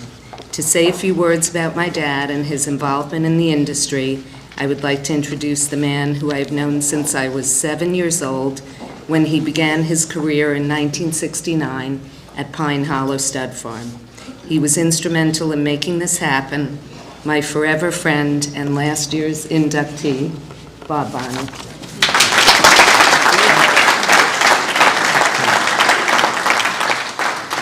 I'll try and go. Many of you may not know who Mort was. I went to work for him in 1969 at Pine Hollow Stud Farm. Just working in the barn, and that's when I met Robin and the rest of the family. He was a mentor, he became a friend. He went from being Mr. Finder to Mort, and I can say unequivocally, he just taught me so very much.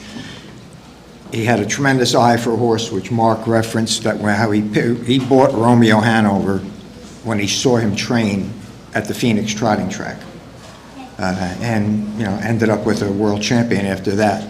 He was an innovator in many ways, and people don't realize, I think, how much impact, because with Chris's father, Phil, they established the OTB Classic at Monticello in '75, which went for $250,000. To give a little context, there was only one other harness track then that went for $100,000. And that really kind of shook things up, and I think it kind of opened people's eyes to what we can and we can't do. It really was an attention getter at that point that we had not had. Just trying to see what else. That was with Phil.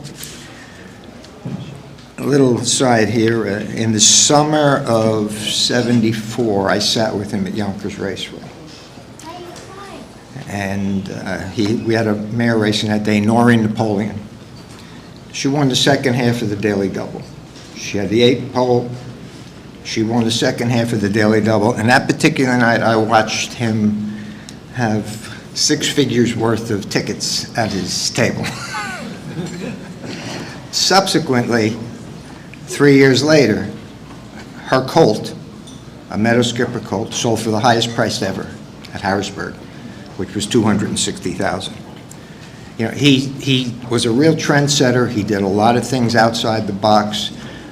Didn't always get the credit for it, but I think we all, in a certain way, especially with the OTB Classic, to put that in when we weren't racing for a lot of money, whether it's the Messenger. I want to say the Cane might have been the only other race that went for 6 figures, which is hard to imagine then. And that sort of opened people's eyes that we can race for that money. So he's had just a tremendous influence on so much that went on. From my relationship with Robin has stayed right through that, from being a part-time babysitter, driving instructor, and a few other things.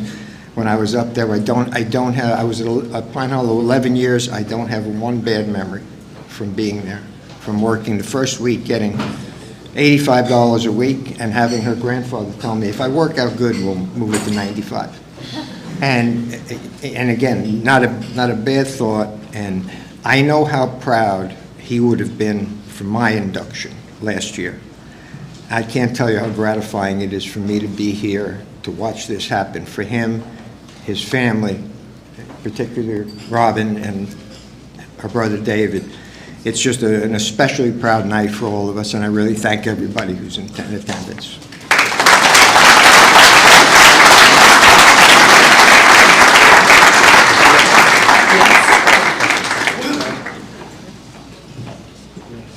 That's good. I'll put your left hand up. What? Left hand up. Okay, let me just stick this in my pocket. That's good. Thank you. Okay, good. Thank you.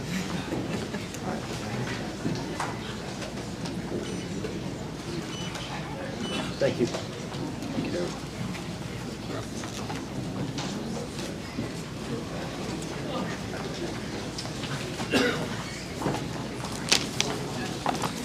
Okay.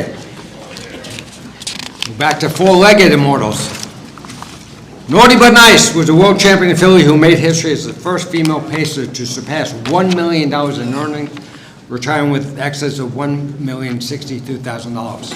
Trained by Hall of Famer Billy Houghton, she dominated her 1984 sophomore season, winning the inaugural Breeders' Crown, 3-0 filly pace. Other victories included Mistletoe Chalet, the Jugette in world record time of 55-2. She won the Dan Patch for 3-0 fillies. Naughty But Nice, unfortunately and tragically, passed away at the age of 6. Accepting the award for Naughty But Nice is her driver, Tommy Houghton.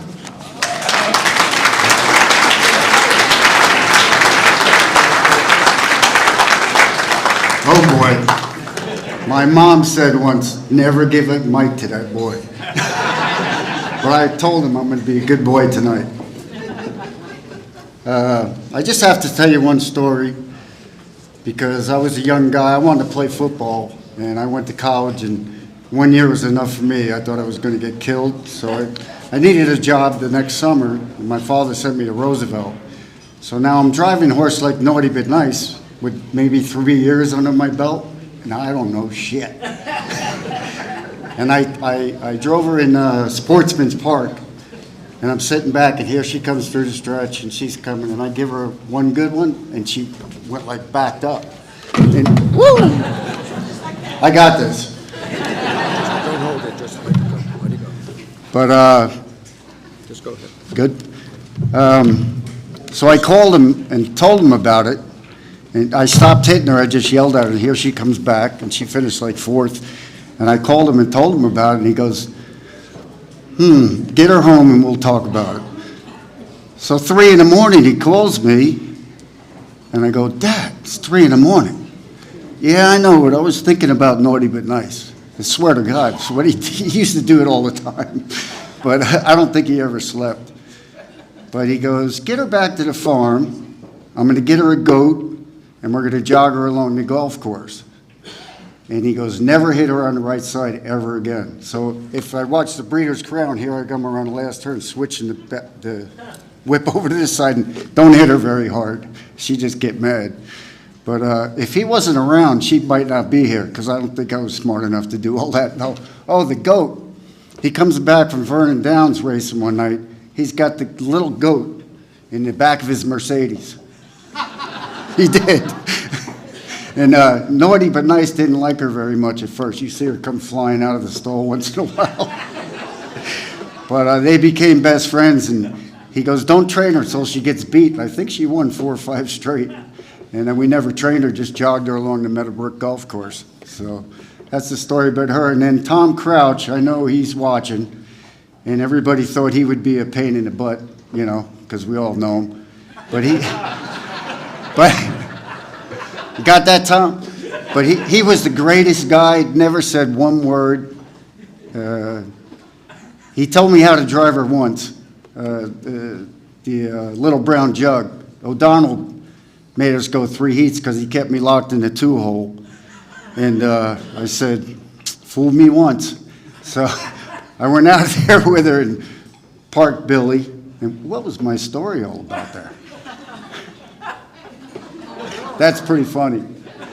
But fool me once, shame on you. Fool me twice, shame on me. So she ended up winning, but we had to go 3 heats. And she set not 1 world record that day, but 5.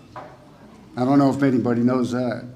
So that was big. But Crouch come to the paddock after the first heat. He goes, Tommy, you think she's the best? I go, I know she's the best. He goes, then drive her like that.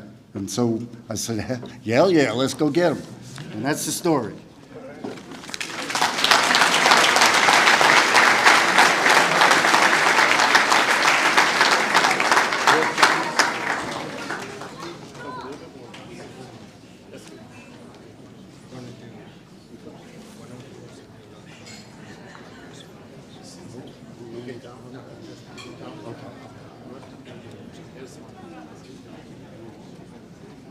Okay, now, Tommy, look over here. 2 for 1. No extra charge. Thank you, sir.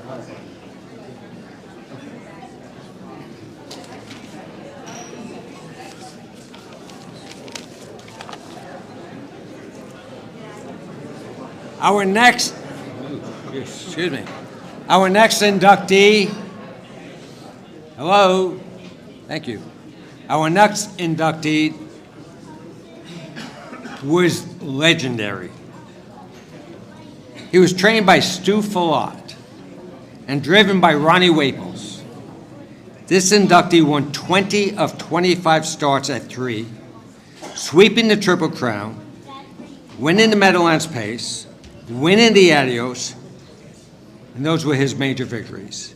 He set a single-season earnings record of $1.7 million on his way to winning the Dan Patch 3-0 Pacing Colt of the Year. Except in 4, Anybody know the horse? Ralph Hanover. Brad and Joanne Fulop.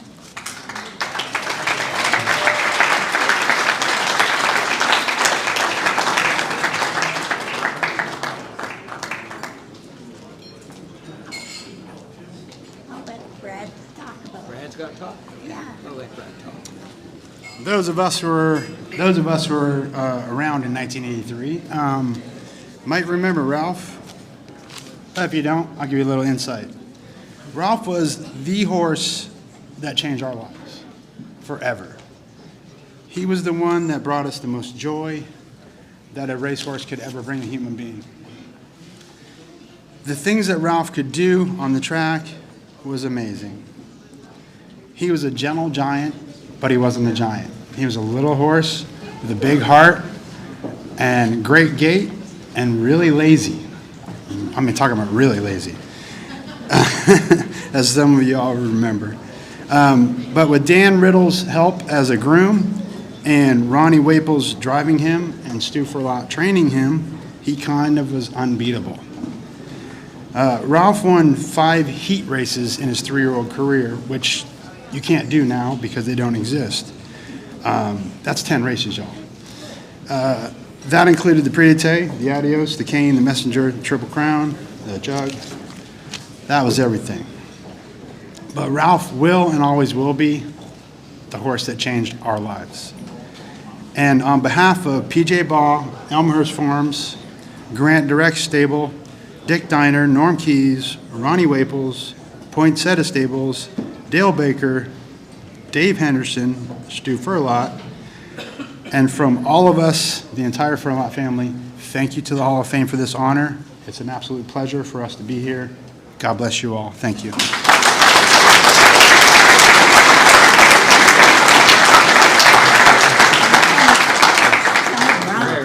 Ronnie called and said he couldn't be here tonight. Let's slide down this way. Scheduled for September. Yeah, he had a surgery. Okay, that's good. That's fine. Go ahead. Okay, ready? For Stu. Stewie. Stewie. Very good. Thank you. Very well. Thanks, Phil. Thank you. Thank you. Thank you very We got to much. find another one. Yes, absolutely. Thank you. Okay, for all you old-timers out there, if you didn't remember Ron Waples and Ralph, then you've got a problem, because the next one was a world champion who became the first American-bred pacer to earn $1 million. Rum Customer was trained by Billy Houghton. His 1968 sophomore season included sweeping the pacing Triple Crown and setting a world record of 156. A 2-time Pace of the Year in 1968 and 1970, he secured his historic $1 million milestone with a dramatic, snowy victory at Aurora Downs. Accepting the award for Rum Customer is Billy Houghton's son, Tommy Houghton.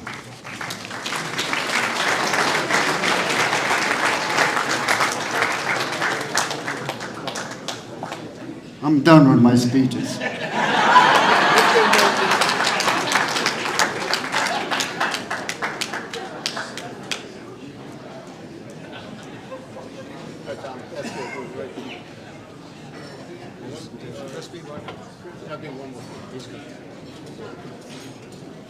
Thank you.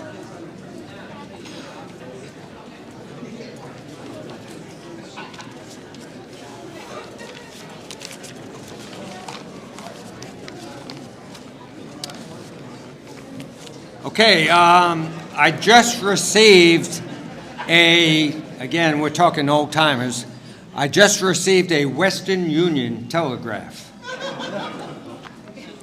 I wish I could be there to celebrate David, watching him overcome obstacles and maintain his integrity through hardships, and has shown proof as to why we are here today. I remember when David and Jeff went into business together to start up Preferred Equine many years ago. After Jeff's sudden death, David did not shy away from the many challenges before him. His business went roaring to the top of our industry as he worked hard and he continued to face whatever the day brought. Through all his responsibilities, he has always been available to me. Although David was one to keep his personal life personal, I have seen him to be a good husband, and with the patience and love of his wife, together they raised twin girls, and he is now a grandpa. I'm really proud and grateful to be his friend. David certainly belongs in the Hall of Fame. I wish him and his family continued success and blessings. Much love, well-deserved, and congratulations. With respect and gratitude from Hall of Famer Chuck Sylvester.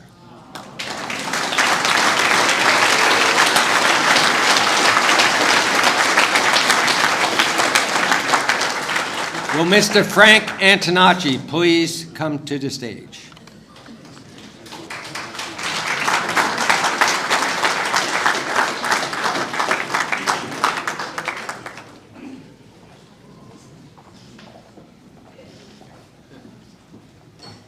Bear with me a second. I think this is preset for Jimmy Takter.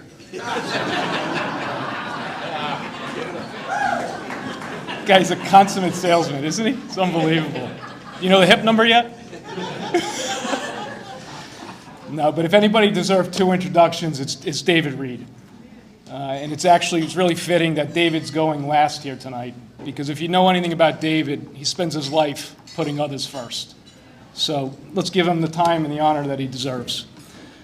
Tonight it is an incredible honor for me to introduce into the Harness Racing Hall of Fame one of my family's closest and longest standing partners, someone who has been a trusted advisor, a mentor, and most importantly, a dear friend. Tonight's especially meaningful for me as David takes his rightful place alongside my father, my grandfather, and the great men and women whose names adorn these halls. People who helped carve the history of harness racing and whose example continues to shape its future. I've known David since I was 12 or 13 years old. Some of my earliest and fondest memories go back those 30 years traveling the world during the great campaign of Moneymaker. And there my family was blessed to be partners with David Reed and Jeff Stein, a purchase, of course, they orchestrated masterfully. David and Jeff, Jeff and David. Or, as only my father could come up with, the priest and the rabbi. The city kid from Boston and the 4-H dairy farmer from Argyle. In many ways, it was an incredibly unlikely partnership. But in every important way, it was a perfect one. David and Jeff complemented each other, trusted each other, and together helped build Preferred Equine Marketing into one of the most respected sales agency the sport has ever seen. Over the next 3 decades, Preferred would go on to sell nearly 30,000 horses and close to $1 billion in sales. Of course, it's all understated in the document that was provided to everybody. Typical Dave Reed fashion there. But what is most remarkable is not just the scale of what was built, it's the way in which it was built. And Jeff, who passed far too young, is very much a part of this story. The priest and the rabbi helped shape not only a company, but a standard of doing business built on trust, loyalty, and integrity. A standard that's left a lasting mark on our industry. David's accomplishments are extraordinary. For more than 4 decades, he has been at the center of the standardbred marketplace. He has helped modernize the way horses are marketed and sold, embraced and led innovation, expanded relationships across North America and internationally, and earned the confidence of breeders, buyers, consignors, and horsemen alike. Some people make the market. David is the market. But what makes David truly worthy of this honor is not simply what he accomplished, it's how he accomplished it. David's career has been defined by 3 Hall of Fame characteristics: integrity, loyalty, and an untiring work ethic. Integrity, because no deal was ever worth sacrificing it. Loyalty, because his relationships were never transactional, always foundational, and lasted decades. And work ethic, because our industry would be hard-pressed to find anyone who has worked harder, traveled farther, or given more of himself to earn his success and to support the industry. David often refers to himself humbly as a dairy farmer from Argyle, New York. Maybe that's the secret to who he is. He never forgot where he started, never stopped working like he had something to prove, and never allowed success to change the way he treated people or the horses. And of course, no career like this is built alone. His wife Jeanette and his beautiful daughters, Brianna and Savina, have shared in the sacrifices, travel, long hours, and commitment that a life in this business requires. Tonight's a recognition of them as well. So yes, we gather here to honor a Hall of Fame career, but more than that, we honor a remarkable man, a man whose character will always surpass even his Hall of Fame accomplishments. Ladies and gentlemen, it is my privilege and honor to present Harness Racing Hall of Fame inductee David Reed.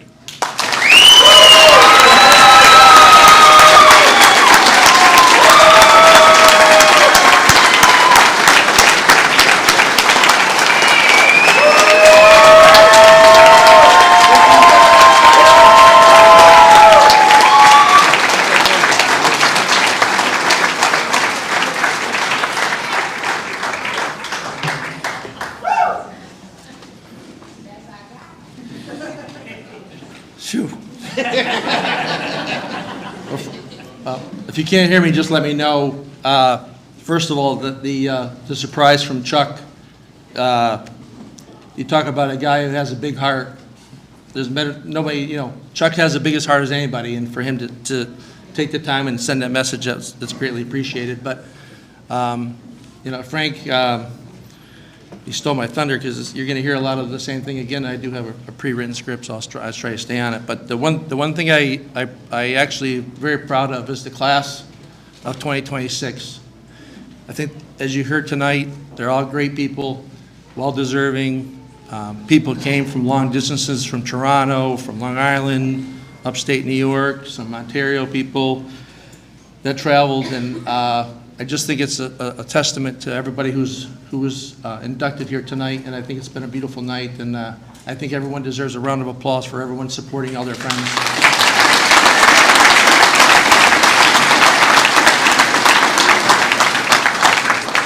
So to be standing here tonight, inducted into the Harness Racing Hall of Fame, is something I truly never imagined when I first got involved in the sport. I'm deeply honored, humbled, and grateful. Thank you for all the voters, the museum director, Janet, the trustees, the entire staff. And you've really made a beautiful facility over there at Goshen, and a number of people who have visited for the first time this weekend, they comment on that, so that's very good. Congratulations to all the honorees tonight, and a huge thank you to the horse. If it wasn't for the horse, we wouldn't be here tonight. In a historic place filled with legends, I will briefly cover 4 decades, as Frank mentioned, in participation in the service to our industry in less time that we currently experience with the post-time drags. I've been very fortunate in my life. It's a problem, the drags, but I've been very fortunate in my life, in my career. It's given me tremendous opportunity to meet people from all walks of life, experience tremendous diversity, create memorable moments from many countries.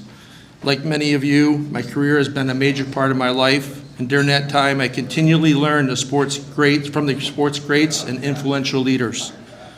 Like so many in the room tonight, love, luck, loyalty have all played significant roles in my journey. The love to my wife of 36 years, Jeanette, thank you for your support and your love. When Argyle legendary horseman Harold Story, as Derek referred to as Scenic Regal Time, he drove us from the church to our reception in a horse-drawn carriage in Saratoga, I'm not sure neither one of us would have any idea what laid ahead. You tolerated my schedule, you raised our twin daughters, and endured more horse racing experiences than anybody should have to in one form or the other. In my heart, you are a Hall of Famer, and I would not be here without you this evening.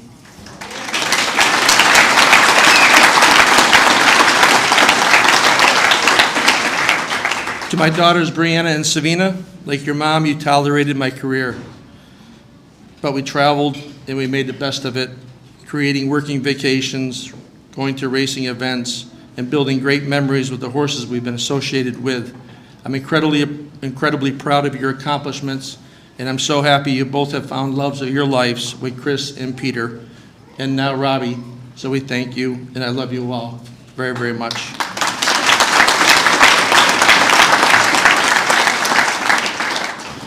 Friends and family have always been a priority in my life. To my late parents, Shirley and Donald, I'm eternally grateful for everything you did for our family, even in modest and tough times. They would have loved seeing this evening and knowing that one of their children met the Queen of England.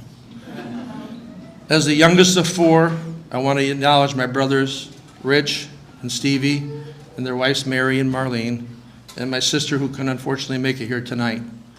But the way they treated their brother back in the 70s would probably be considered child abuse today. I was fortunate to have many aunt and uncles in my life. They're very supportive, and I'd like to thank Cheryl and Jim for coming down from upstate and represent the extended family. And a special shout out to my uncles, the astute handicappers Bobby, Randy, and the late Dana and Merwin, A.K., Hody, and Muggsy, for the handicaps and skills you installed in me during our doubleheader race cards, Saratoga Flats in the day, Saratoga Harness at night. But the more they drank, the more we won. Luck. So I've had more luck than any average guy should receive. And I'd rather be lucky than good any day. And when I received this honor last year, I was never one to look in the rearview mirror. I always look forward from an early age, most likely because of our modest childhood, or maybe shaped by my high school coach and mentor, Mike Cronin, strengthened by Jeff Stein, and then pushed over the top by Frank the Elder. But this honor made me walk down memory lane, and it's a long one. Many of you guys have no idea where I started. I was born and raised on a small dairy farm in a dry town with no traffic signals in the shadows of Saratoga, Argyle, New York. A few of us here tonight know exactly what I'm talking about. I've always believed that you should never forget where you come from and never forget the people who helped you along the way. My journey began jogging horses at a rural farm in 1980, meeting the late Pat Waldo in 1982. I graduated high school in 83 and then joined Phil Tully's Woodstock Stud in the sales circuit at the Garden State Horse Sales Company in Brendan Byrne Arena at the Meadowlands, followed by Lexington and Harrisburg.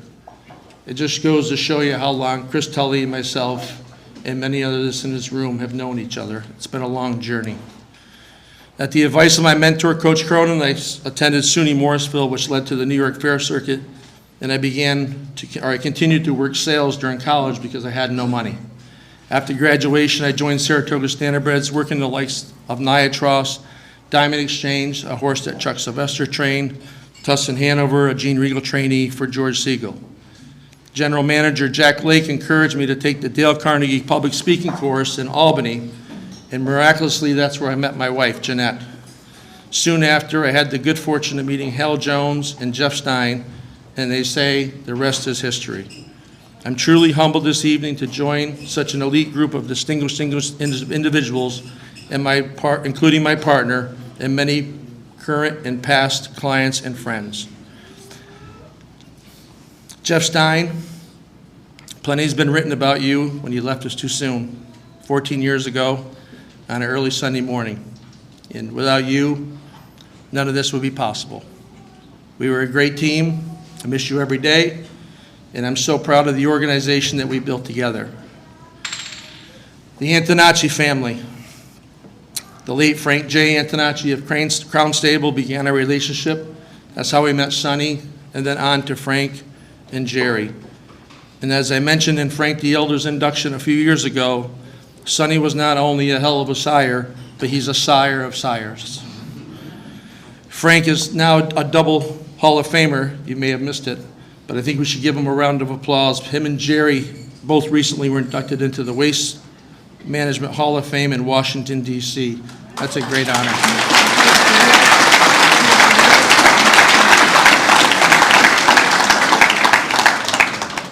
Becky, you treated our family like your own during so many of those working vacations, and it's never been forgotten, and it's truly appreciated, so we really appreciate that.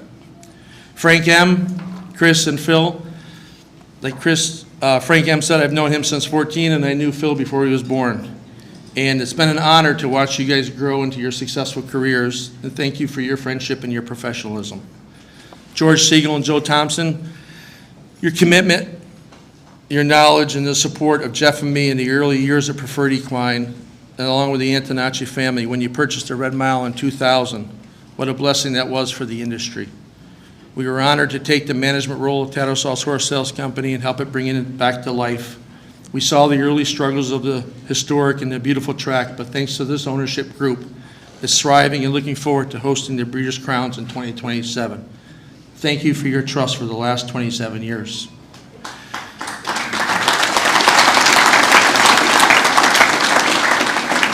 Moneymaker, born the same year.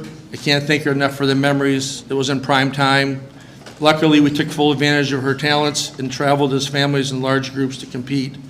And I just got to thank Jimmy Tactor and his team, Wally Hennessy, because that was really a ride of a lifetime. And it happened early in my career where you want to get back there, but you realize how hard it is to accomplish something like that. And what you did was tremendous. So for Wally and Jimmy and the whole crew, I can't thank you enough. Loyalty. It's a big word, and it's an important word for us at Preferred and all our associate companies. And we've been blessed to have loyal and dedicated team members. And accepting this honor tonight, don't be fooled. Everything sounds great, but I'm not the easiest guy to work with. Jeff was the easy one. But in our roles as sales agents and sales companies, detail is everything. We handle an enormous amount of data, pedigrees, performance records, settlement transactions. It's a very transactional business. I want to thank and acknowledge our current staff, Doug, Kate, Paula, Patty, Michelle, Mario, and Courtney. You all wear many hats, and we work truly as a team. And special thanks to our longtime team member. Unfortunately, he couldn't be here tonight, Doug Ferris. I know probably 80% of the people here tonight, if Doug Ferris walked in here, maybe 4 people would know him. But without Doug, Dave Reed would not be here, because he's been the backbone of all the data and the organization for our team. And I just can't thank him. He's been with us since he left the printing press in Newburgh, where he used to work for Mr. Tully. And he's been a loyal guy. Lily Brown, what a beautiful soul she is. Thank you for all your dedicated years.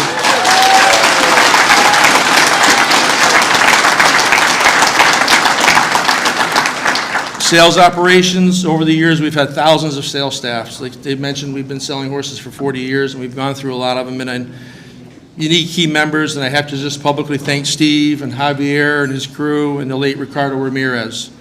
Preferred Equine and Tattersalls have benefited greatly from your efforts. Clients, we've always believed in surrounding ourselves with good people, and we've had the pleasure of representing some of the best breeders and the owners in the business. We've handled some of the biggest dispersals for the most influential people, many who are enshrined in this Hall of Fame. We can't thank you enough or mention everyone, but I want to recognize that a few that are present here tonight. The Dye family, Heritage Hill Farms, I believe they're our longest client, I think probably nearly 40 years. Brittany Farms, Mr. Dubois from France, Dia Valente, Marvin Katz, Tim Clemensic came down tonight from Ontario and his family. Lindy Farms, Danny Phillips, he's 3/4 crippled back there, but he got in the car and he came down this morning, so I appreciate that, Danny. Al Livfeld, Ray and Janet, Schnichter, Southwind Farms, Terra Hill Farms, David DeHeffering and his family, Yankee Land Farm, the Kittle, the Kellers and the Biddles. You can't find classier people than them. White Birch Farm. I mean, if you look at the Rolodex, it's because of all you guys and all my clients and all my staff that I'm here tonight. And this is not a single award. Dual breed expansion. In 2003, Jeff and Frank had an idea that we would rent a house in Saratoga and we would immerse ourselves into the thoroughbreds. 23 years later, we've become active participants in both breeds, and we are fortunate to have a success with a horse called No Nay Never. And it generally increased our knowledge of the business. For we could take the positives from the thoroughbreds and bring them back into the standardbreds and try to just improve efficiencies, technology, anything we could do. And it's really helped us broaden our educational platform. The man behind that, he came down tonight, was Wesley Ward. He had to go catch a plane, but I wanted to thank Wesley for his efforts and his friendship. Dave Briggs, thank you very much for the article today. It was a beautiful article, and world-class service throughout the year. And to Derek, I think you do a great job, Derek, and you'll be commended for your service out there as well.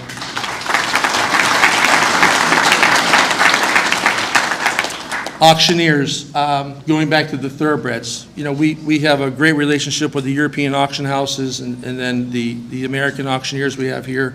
It's just, they're so professional, and I know they're not perfect all the time, but, Danny Green and Justin and Joseph and Andy White and whatever, without them, our clients would not have the success, and they do a great job.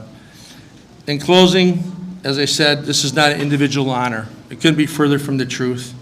So many people share this award. I can't thank them all. Some are gone, but they're never forgotten.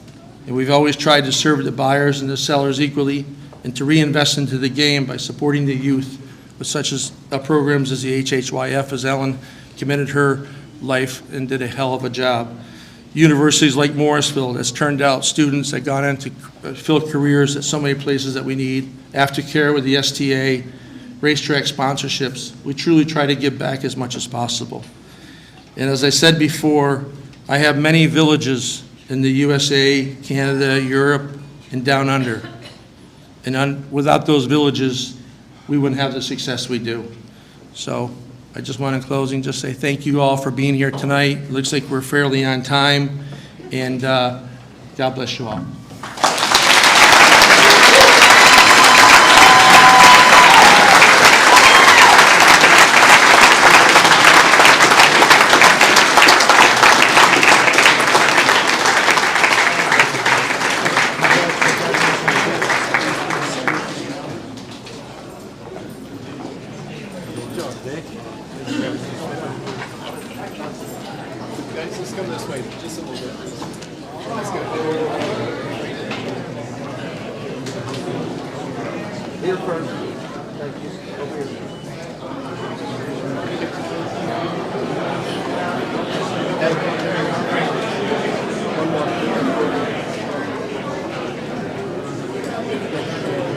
Now we'll do the family. Yeah,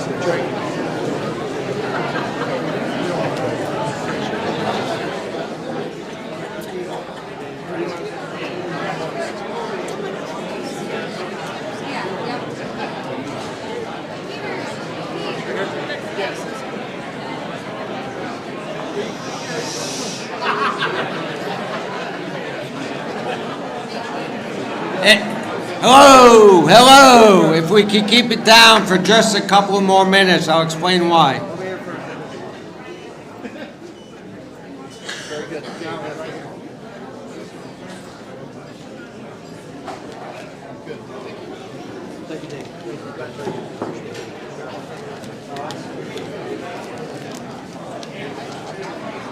Okay, so we've reached the halftime show. But seriously, I want to thank everybody on behalf of the Hall of Fame for coming. Make sure you check if you're a winner of the raffle. And next year, Hall of Fame Day, July 4th, 2027. Thank you. Everybody, please get home safe.